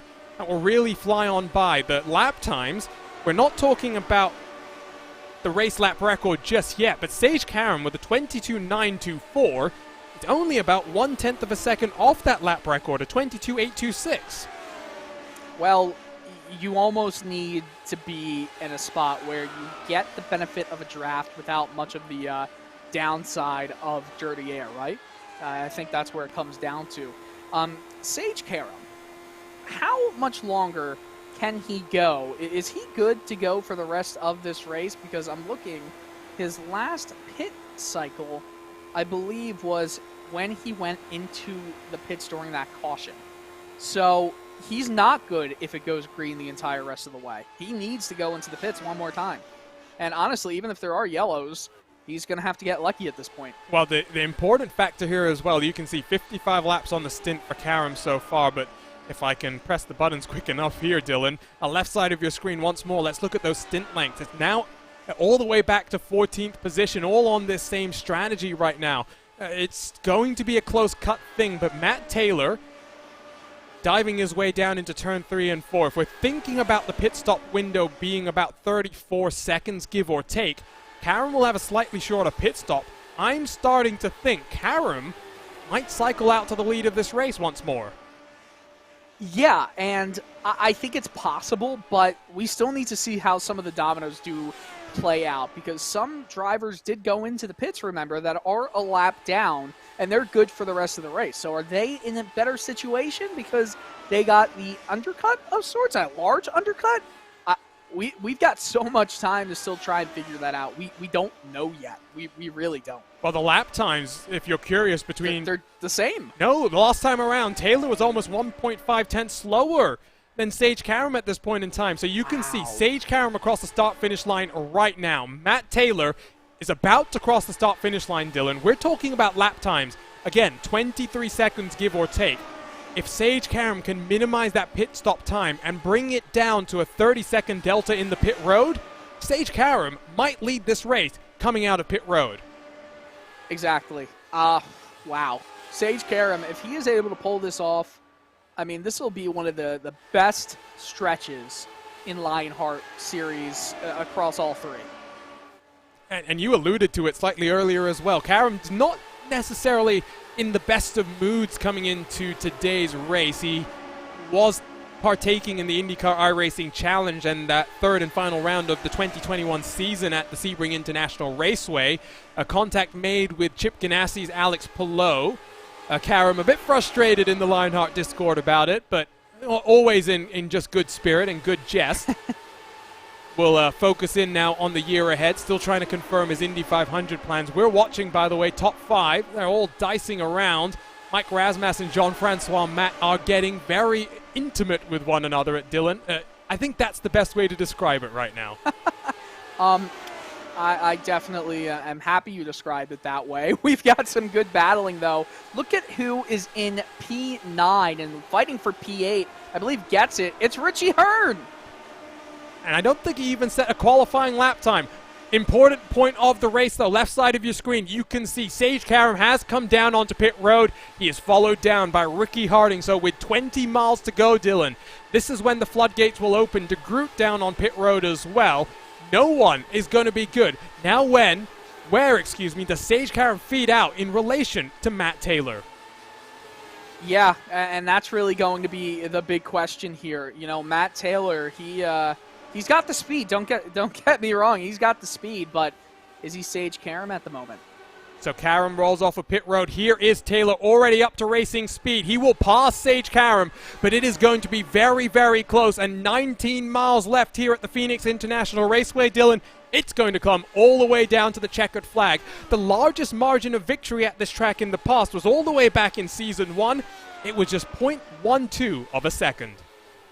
Yeah, and that was the biggest difference ever with the race here. We might have a larger finish that is still within 2/10. Can you imagine that? So Razmas and Jean-Francois Matt, they are still out there along with Dustin Wardlow, but Ariel Alanis, Chris Lanini, Richie Hearn, and Adam Young all down onto pit road as Richie Hearn, very short stop for him, rolls out of his box, tries to find some position. On board, let's jump with... Caution was out. I was seeing an incident. It's Big Joe Hassard as well, and that has really shaken things up. There are cars that are down one lap that include the likes of Danny Roberts, Nick de Groot, and many of the big names, Dylan, that we thought would be in contention.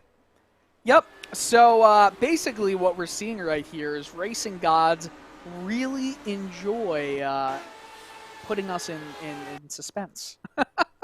This is going to be crazy. So we've got the replay right here, way out of the racing line, way into the wall, and back into the wall, and almost got back into the wall. Does Dirty Air... uncontrolled chaos. That too, but I think Dirty Air really is something that we were harping on early, Dylan, and yeah, sometimes we do know what we're talking about. Yeah, just sometimes, and that team name, well, it's... I wonder if he thought about it in moments like this. Well, uncontrolled chaos then for Big Joe Hassert. We've got interest at the front of the field. Dustin Wardlow has to peel down onto pit road. He will find a relatively less positions lost due to the now changing nature of the field. The likes of de Groot and Roberts will cycle back the lead of this race, but trying to do the math in my head, Dylan, I have a feeling we will get back to green with 14 laps left in this race. Oh boy. So would you like a sprint or would you like an endurance race? We were talking about that earlier. I believe we now have a sprint race on our hands. I believe we have a sprint race to conclude the endurance race that we've been seeing over the previous 160 laps. Well, at least endurance racing doesn't always have yellow flags, except the in real life we had that great 24 Hours of Daytona, that finish that, you know, similar to that. Yeah, that was a very good finish as well. Had a great conversation with the team at Radio Show Limited about cautions during iRacing special events on the past weekends. iRacing 12 Hours of Sebring powered by VCO. As always, great for RaceSpot and the amazing team at Radio Show Limited to partner up for continued coverage of the iRacing special events and the VCO Grand Slams as well. That will be a lot of fun to watch out for on Racespot TV. And I tell you what, while we're under caution, we've got a lot of cars expecting to get a wave around right now. Just a reminder, you can keep in touch with all of us on social media. The Lionheart Series, of course, 3 different competitions that take place over the course of 2021. 60 live broadcasts, all to be found on Racespot TV and ESTV. If you want to stay in touch with us at Racespot as well, do get involved with us. Subscribe to us on YouTube. Hit the bell next to it as well to get notified every single time we go live with the great sim racing series that we get to cover. Also a reminder that live timing and scoring is powered by our partners at timing71.org. You can head over there to follow along with the best in the real and virtual worlds of motorsports using their world-class suite of data analysis tools. So the wave around will be coming this lap, and I think that means, Dylan, my math was slightly wrong. I think it's going to be 13 to go when we get back to green flag racing. 13 to go when we do get back to that green flag, and my goodness. You know, I'm trying to imagine the scenarios that everyone expected to play out, and I think this was on the nuclear option for everybody because it just throws everything into the wind. We don't know exactly what is going to happen, you know. We've got Matt Taylor starting up front. Sage Karam, I mean, is that really a surprise? Starting in second. Aaron Morgan coming from 25th back. Lionel Callisto, right? 33rd. And it looks like they're getting going right now. Indeed, so I didn't see the lights are off on the pace car. Back under green flag conditions at the Karnox 175 at Phoenix. Very impressive jump from the top 7 or so cars. They've left the chasing pack in their dust. Jean-Francois Matt in 8th position is 2.5 seconds off the race leader, but it's going to start getting hectic now. This is the crucial moments. Taylor, Karam, and Morgan have all been impressive at the early portions of this season so far. They want to claim victory, and what will be a very important victory as well, Dylan. Aaron Morgan is 8th in the series in top 5s, but has never had a win. He is so close he can taste it. And such an opportunity with Taylor and Karam scrapping it out in front of them. They trip over each other like McKenna and Karam did all the way back a couple of years ago. It will be Aaron Morgan in position to take advantage, just like Mark Cohn did, to claim his first ever Lionheart Racing Series victory. Look at Dirty Air, though. Sage Karam very, very wide through the corner, Dylan. That's going to be the story now of the next 10 miles here. I think Matt Taylor, as long as he doesn't make a mistake... Caution! Caution is out. DJ Clark, unfortunately, is involved in this one. And we were saying it was getting hectic, Dylan. Let's go take a look at just how hectic. All right, let's catch this replay right here. And, well, the 65 does get way up high. Hits the wall out of 2. Oh, 43 gets into him, and then they combine for a spare. And that was Danny Roberts. Very, very good run for him so far this season. That's a shame. And once more, no time to react, and a vicious contact for DJ Clark. And he was lucky not to get collected there as well, Dylan. I don't necessarily think he was lucky to not get collected. I think other cars were lucky to not collect him. That's true as well. Fair enough. But, oh my, we were talking about a 13-mile sprint to the end. We've got 10 laps to go as the drivers cross the line here. That should tick on over to 9 laps as well. If anything, Arjuna, I'm sorry to cut you off. If anything, I think this helps Sage Karam more. No, you're good. That's what I was going to say. I think in this short burst to the end, I think it will be 7 to go once we get back to those green flag conditions. Sage Karam, if he can get the start of his lifetime here, this will be his opportunity. At the same time, though, we were talking about Aaron Morgan. Let's highlight Matt Taylor, rookie in the series here, Dylan. He could be on the cards for a victory as well. Yeah, he is currently in first place looking for that victory. If I remember correctly, he was very close to having a shot in race number 1 at Homestead and just did not work out for him. And you know what? There are drivers up front who, you know, Taylor could get that win. Karam, a 3rd straight. Morgan, his 1st win. This is just unbelievable. I love this series so much. It looks like we've got 1 to go here, Arjuna. Still waiting for the lights to come off on the pace car. We might have like the caution, the flag. Barney, or is it? It's Barney, right? It is Barney. Yeah. Don't worry. He's got an official Yeah. Twitter account as well now. Lights are still on the pace car, so at least 1 more lap. Going to try and do the math again as quickly as I can. I think 7 to go. I think I was right on that one, though. So 7 miles. That's what separates the likes of Matt Taylor and Aaron Morgan from their first Lionheart Retro Series victory. But Sage Karam looks to make it 3 victories to start off the season. And once more, let's emphasize this, Dylan. Next time out, we head to the Canadian Tire Motorsports Park, the 4th different race that is going to be of wildly different complexion than what we've seen so far this season. Yeah, just a little bit. These races have had so much to offer in terms of speed and passing and maneuvering around the boot, the toe, the heel. And now we're getting to the dirtiness of it all in the areas no one loves to see. But except for the car in front, it looks like the lights are out, by the way. Once we get to the oval of road courses in Mosport, we go to the mother of all triangles in Pocono, in Long Pond, Pennsylvania, my local track, as well as Sage Karum's local track. And it's going to end up being an extremely fun time over the course of the next few races. God, this is a great schedule we have here, Arjuna. Still got the next couple of laps to look forward to then. It will be 6 miles to go at the line. Lights are off on the pace truck. Hopefully for the final time today, he makes his way out onto track. This race has never finished under cautions, despite the fact that the minimum number of cautions we've had is 8 in each of the 3 races so far. They've all finished under green flag conditions. And for a 4th year in 5 seasons in the Lionheart Retro Series, it looks like a new winner here from Phoenix. For hopefully the final time, the green flag waves, and Matt Taylor leads us down into turn 1. Sage Karam hot on his heels, and just like Dylan was saying, this might be the opportunity for him to get on by. Oh, he's going way down below the yellow line. He gets the inside position. Sage Karam, will he clear? It looks like he will. He is into P number 1.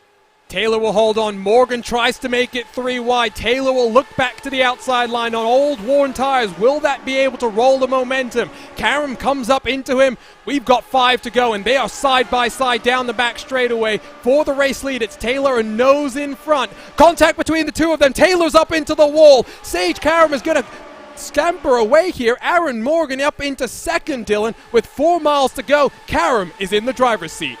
Oh, that's unfortunate for Matt Taylor, but I do think it's just a racing incident. Taylor still trying to hold 3rd place around the outside of Callisto, but it looks like Sage Karam, he has all the cards to play with right now. It doesn't matter if there's a yellow. It would be his race. It's all up to Aaron Morgan. Can he get a first-time win? He's really close at the moment. 2 wide, 2 deep for third on back. Taylor and Callisto and Zaldo and Forsyth, rookies by the way, are stamping their mark on this season so far. It's going to be one wild ride in the next 15 or so races, and Zaldo tries to get a number of positions as he sticks in 6th position. One of his best finishes in a couple of races' time. Across the start-finish line once more though, Karam and Morgan ducking and diving here, and I do think at this point Sage Karam, Dylan, has this in the driver's seat.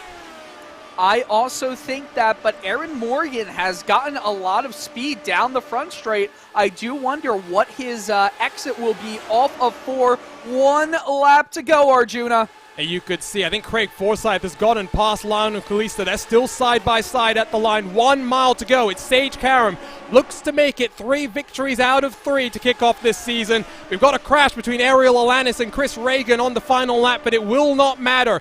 It's been a wild 175 laps here in the desert, but it's one name that's dominated so far in 2021, and Sage Karam takes victory in the Karnox 175 at Phoenix. It was side by side across the line between Lionel Callisto and Craig Forsyth as well.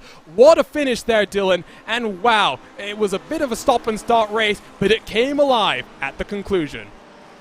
I am in awe of the move that Sage Karam made to take the position away from Matt Taylor.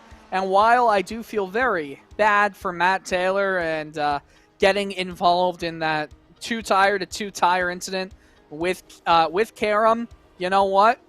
It was some good, hard, clean racing. None of them wanted to give it each other an inch. And for the 3rd time this season, Karam finds himself in HyperX victory lane and celebrating with some well-earned donuts. I am seeing, by the way, Dylan, some consternation in our YouTube chat about that move. Sage Karam, it was a very aggressive move down below the line, but I wonder if Race Control will also see a slightly aggressive block there from Matt Taylor as well. Yeah, I see nothing wrong with the move. There's no problem with passing below the yellow. If anything, Karam just found himself in a poor spot, if he could say that, and he pushed himself back up. There was room to get back up, and he got back up. So these are your race results presented by Karnox. They are unofficial. We should highlight that, especially with all the confusion that is ongoing at this time. But it is Sage Karam for the 3rd time this season that takes victory here in the desert. about 0.3 of a second back to Aaron Morgan. Two of the Avatar Auto racing cars do make their way onto the podium. I'm sure Matt Taylor will be slightly disappointed to not take his first Lionheart Retro Series win. Kalisto across the line in 4th. Craig Forsyth on debut in 5th position. Very impressive debut for the 53 car. George and Zalda maybe slightly cheesed that Forsyth didn't debut next week. Would have been another top 5 for the series organizer. Mike Razmas in 7th, Jean-Francois Matt in 8th, Robert Mikes for Uncontrolled Chaos in 9th position, and then Chris Fowler, pole position once more on the oval, 10th position, come the end of the day. Alex Guyon in 11th, Dustin Wardlow in 12th, Ricky Harding in 13th position, Caleb Benke, Richie Hearn, Trevor Malone, Chris Lanini, Nick DeGroot, Adam Young and Isaac Snyder. That wraps up the top 20. Very interesting order here. You will also note, by the way, Richie Hearn with that 22.885, fastest lap of the race in the closing stages. For him, no lap record. We got oh so close, but didn't manage to pip it. Covey Moore in 21st, and then the final finishers on the lead lap. Danny Roberts, Chris Reagan, Ariel Alanis, and then Mark Cohen. Disappointing result for him. He looked to be the driver to be the first to win twice here at Phoenix. Unlucky for him. Slavonic 5 laps down in 26th. And then a number of our retirees. DJ Clark, Joe Hassett, Chris Staples, and then Gary Corley rounds out the top 30. Final 5 cars, Paul Jenkins, David Sirois, Michael O'Brien, and then Mike Rigney, Ron Hacker involved in our first caution of the day. So Dylan, before we go down into our HyperX victory lane and get into our post-race coverage, I just want to get some thoughts there. We really are seeing, I think, a championship being made by Karam right now. 3 victories to kick off the season. It really is a championship statement. Yeah, he said to us at the end of the Homestead Miami race, that win, that this is the year that he really thinks he's going to be able to grab a title. He really wants it. He's got the most wins of all time. But does that really matter when you don't have a championship to your name? Well, not in his mind. That one I know for sure. So let's jump in then to our post-race show presented by HyperX, partners of the Lionheart Racing Series. The Lionheart Racing Series is powered by HyperX, makers of premier gaming gear like the legendary ultra-comfortable Cloud line of gaming headsets. Whatever you play, however you play, HyperX knows we're all gamers.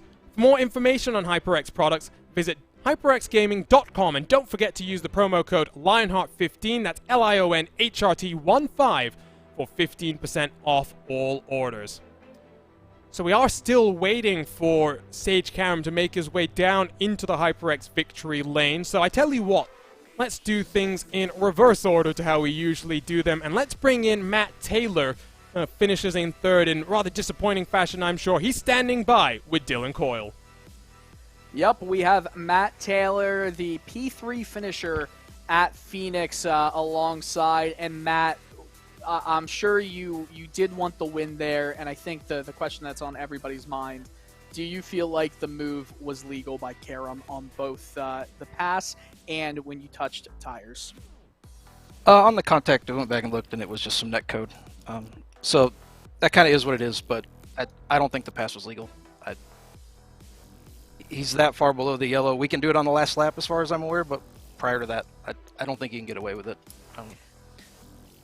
So what we can say is, based on what Lionheart Race Control has put, that the rule is using below the line to gain an advantage, and Race Control says that he did not. He was on a run, had position, and got by cleanly. What do you feel about that?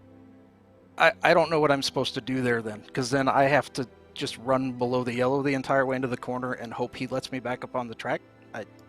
I don't know what I'm supposed to do there in that case then.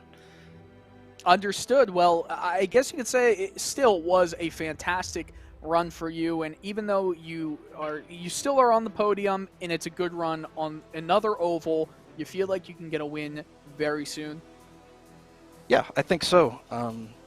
We're somewhat fortunate a little bit there. Was really kind of a roulette wheel with how the cautions were going to fall and hoping they would either work out in your favor or at worst wouldn't trap you. And everything ended up working out even in the end. So you get that caution with 15 or so laps to go, and it's almost like a reset. Did that hurt your strategy call at all? It didn't hurt the strategy. That second caution gave Sage a second chance at it, which I didn't want. I was right where I wanted to be there. Felt like I could keep the draft broken enough to hold him back, and that reset gave him just enough gap there to get a run. Well, Matt, we know you did want a little bit more, but still, it is a spot on the podium. Congratulations on that. We appreciate you stopping by. Thank you, guys. So that was Matt Taylor. Very impressive podium nonetheless, but you could hear slight disappointment there. Race control will be busy, and fortunately, Dylan, we don't have to partake in that decision-making process. Let's jump on over then to Aaron Morgan, who is standing by. Second place finish for him. It's been a very impressive opening couple of rounds for the 48 car. He's standing by with Dylan Coyle. Yep, standing by with P2. Aaron Morgan. Aaron, you have now moved into a tie for 7th alongside Jason Galvin for Retro Series Top 5. You have 15. However, you're still waiting on that inaugural win. You were so close today. How's it feel? Oh, it feels good. I'm just happy to get the double podium for the team, honestly. I finally, that's the first time with my team since we started entering last year. Almost had one at Sonoma, and I messed that one up. So I'm just glad to get it. And I wasn't really in the fight for the win, so I'm not too upset about, another second place. It's the third, but it is a pretty good race. Way better than I expected. And I do want to know what your thoughts were about everything that happened in front when it did come down to Sage and Matt racing hard. Obviously, there's questions from Matt Taylor about the legality of it. You're just happy to see two leaders almost coming together to give you the spots, right? Well, I wouldn't have been too happy because, like I said, I was really wanting Matt to win it because, like I said, I wasn't really in the contention. I knew it was his race, and yeah, I'm a little disappointed for him. I can't really, I haven't seen enough of it, so I don't really know about the whole legality of it or anything. I'll have to watch it back, but I just was happy to get the podium. I really didn't expect to do that well this race, especially because I struggled so hard in the practice races and qualifying. So, you feel like even though you did struggle, you finish P2. Phoenix is a difficult track, and when there were all the cautions happening, did you just want to get lucky at a point? Is that anything that goes into your mindset? Let's just get lucky at Phoenix? No, the only luck I was really hoping for was like avoiding wrecks. I didn't want to have somebody right in front of me wreck or smack the wall or anything. The fuel strategy with this car, it's very, I want to say easy, but if you just know the numbers, it's not too stressful of a strategy to figure out, especially when we have the whole team working on it together. So it was just more just not getting wrecked, really, especially when I started so far back. That's what scared me the most. Understood. Well, Aaron, you are now tied for 10th in top 10s, tied for 7th in top 5s. You're well on your way to becoming one of the legends of this series. Just looking for that win. Thanks so much, and congratulations. Thanks, man. Not a problem. And Arjuna, I know we've got Sage coming up, and I think that's going to be the interesting one to talk to. I love hearing the excitement from some of these drivers, just getting the results that they want in a series that they put a lot of time and effort into. Let's bring in Sage Karam. Third time this season he finds himself in HyperX victory lane. But Sage, a much more difficult race than I think either of the first two ones were for you. You had to work your way up through the field, and then some drama in the last 5 laps there. Yeah, I mean, it was definitely a tough race starting where I did. I think I started like 21st, so had a lot of work to do, and just played some good strategy and was able to make up track position, going off strategy a little bit, and then the yellows kind of like fall into our hands a little bit there at the end. So yeah, I mean, I was happy that we got that last yellow to do like a little 6-lap shootout, because I didn't get a good jump on the first restart there, and don't think I would have been able to make a move, so when the yellow came out, I knew I had to just go for it. I stayed flat in one, where the other restart I didn't do that. So, I think that was the difference. I was able to get a run, and I know that there's some controversy on the move, but I don't know. I was just looking at it, and I mean, it's definitely not ideal, I guess, but I kind of had a run, and I looked left, and it's still a dotted line. It's not even the solid yet. And you know, he left the door open, and then I came up right as the line kind of turned solid. So I think it's legal. You know, race control said it's legal, so I guess that's it. I guess that's it, indeed. Sage, you've started this season off with championship intent. You're just on the cusp of making Lionheart history as well. Victory for you at the Canadian Tire Motorsports Park would see you become the first driver to win 4 Lionheart Retro Series races in a row. We've talked about in the last couple of weeks your hopes for a championship now, but you really are setting the statement and the championship pace as well. What do you think the middle part of the season is really going to hold for you, given how these first races have gone so far? Yeah, I mean, I'm honestly just really surprised. You know, I didn't expect to have 3 wins right off the bat, so couldn't ask for, you know, a better start to the season. You know, I got Canadian Motorsports Park coming up next, which is my favorite track in the world, so that's always good to go to tracks you like. So looking forward to that. You know, I'm just hoping that I don't, you know, miss too many races for, you know, world stuff. Obviously, if I do, you know, that's good, you know, that means I'm racing and stuff, but you know, I do want to win this championship this year, so hopefully I can get to all of them and maximize the points. And yeah, I mean, like I said, it's been great. And also, I just felt bad for Matt there. You know, we had a bit of a net code at the end of the race there and took him out of the fight. So, you know, I already apologized to him and everything. So I felt bad for that. You know, you never want to see that. And, you know, that's just kind of part of it, you know, these net codes and stuff. So, yeah, I'm just gearing up, getting ready for the next one.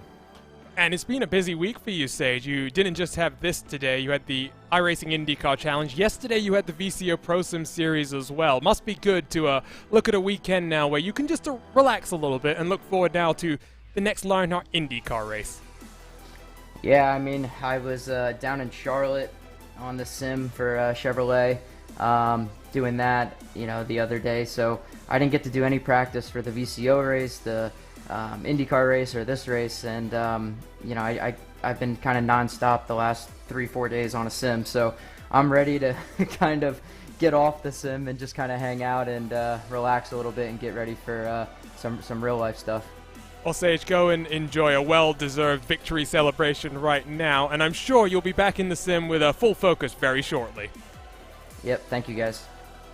So Sage Karam, 3rd time this season in HyperX victory lane, and what can you say, Dylan, other than it's going to be hard to stop in, and I think the rest of his competitors better be hoping that Sage Karam signs a full-time IndyCar deal for this season. Yeah, I think that's what everyone is going to be hoping for. Sage Karam, just, wow. Arjuna, I want to hear your opinions on the move, though. I don't want to let you go without that. You put me on the hot seat. I'm putting you right back on it. You know, I only got a brief glimpse of it because in the way that live broadcasts sometimes work, you look down at the wrong time. You were the one who was obviously calling that action, and I missed it. So what I saw from the replay was a race control. If that's the rule, they've applied it correctly. He was on a run. He was already side by side, and I think I'm always fortunate that I'm not in race control anymore for some of these things that we get to do, because I don't know if you've done it, Dylan. It is one of the most difficult things you can do, because we don't like to use the netcode word too much, but it is a reality of online racing. Sometimes it just happens, and race control has to take that into account. I was the umpire for an 8-year-old baseball game in Little League, and I never was again because it's really hard. Well, does that answer your question? Well, in that environment as well, you've got the angry parents coming at you, so slightly other factors to deal with as well, right?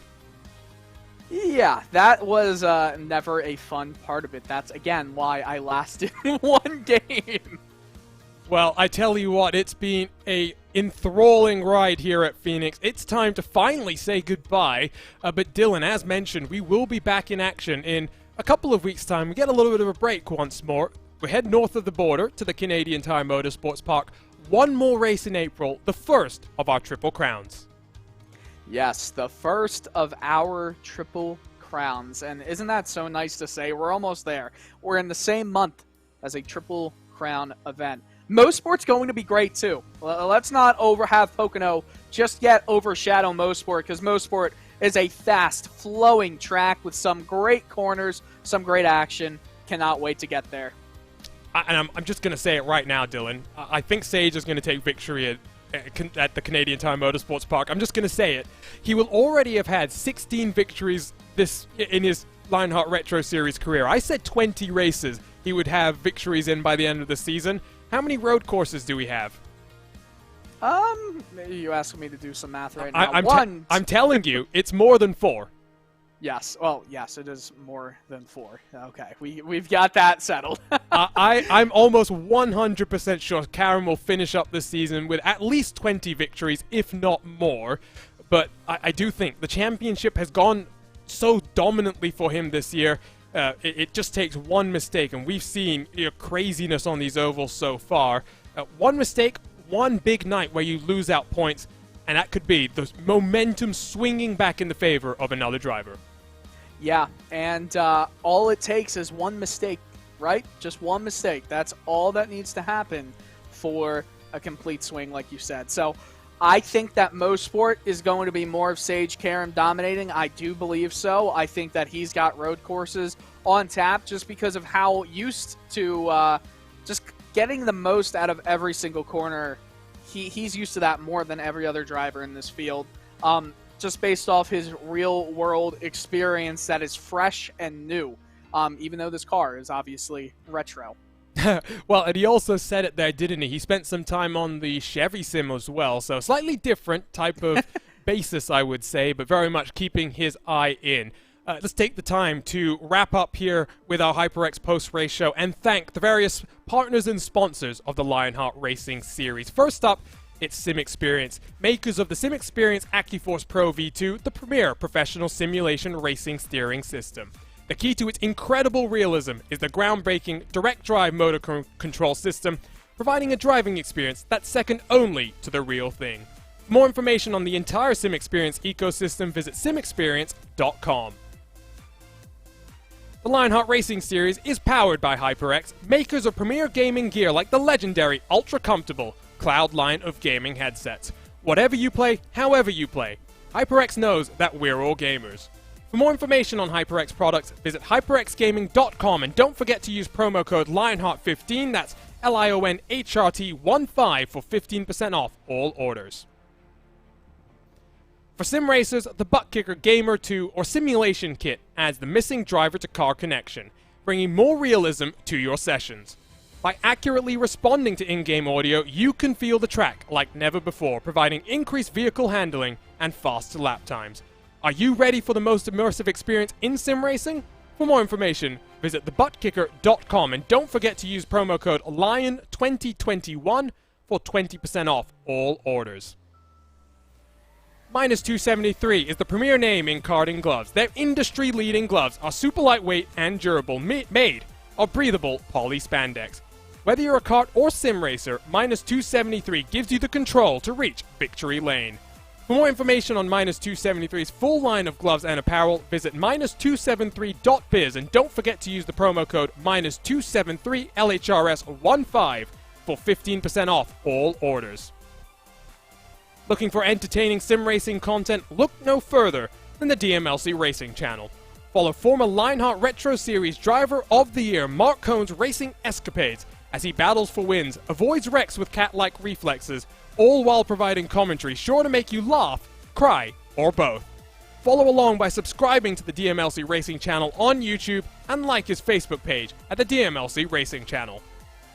It's not just these sponsors, it's the ones up on your screen as well to help power the Lionheart Racing Series powered by HyperX.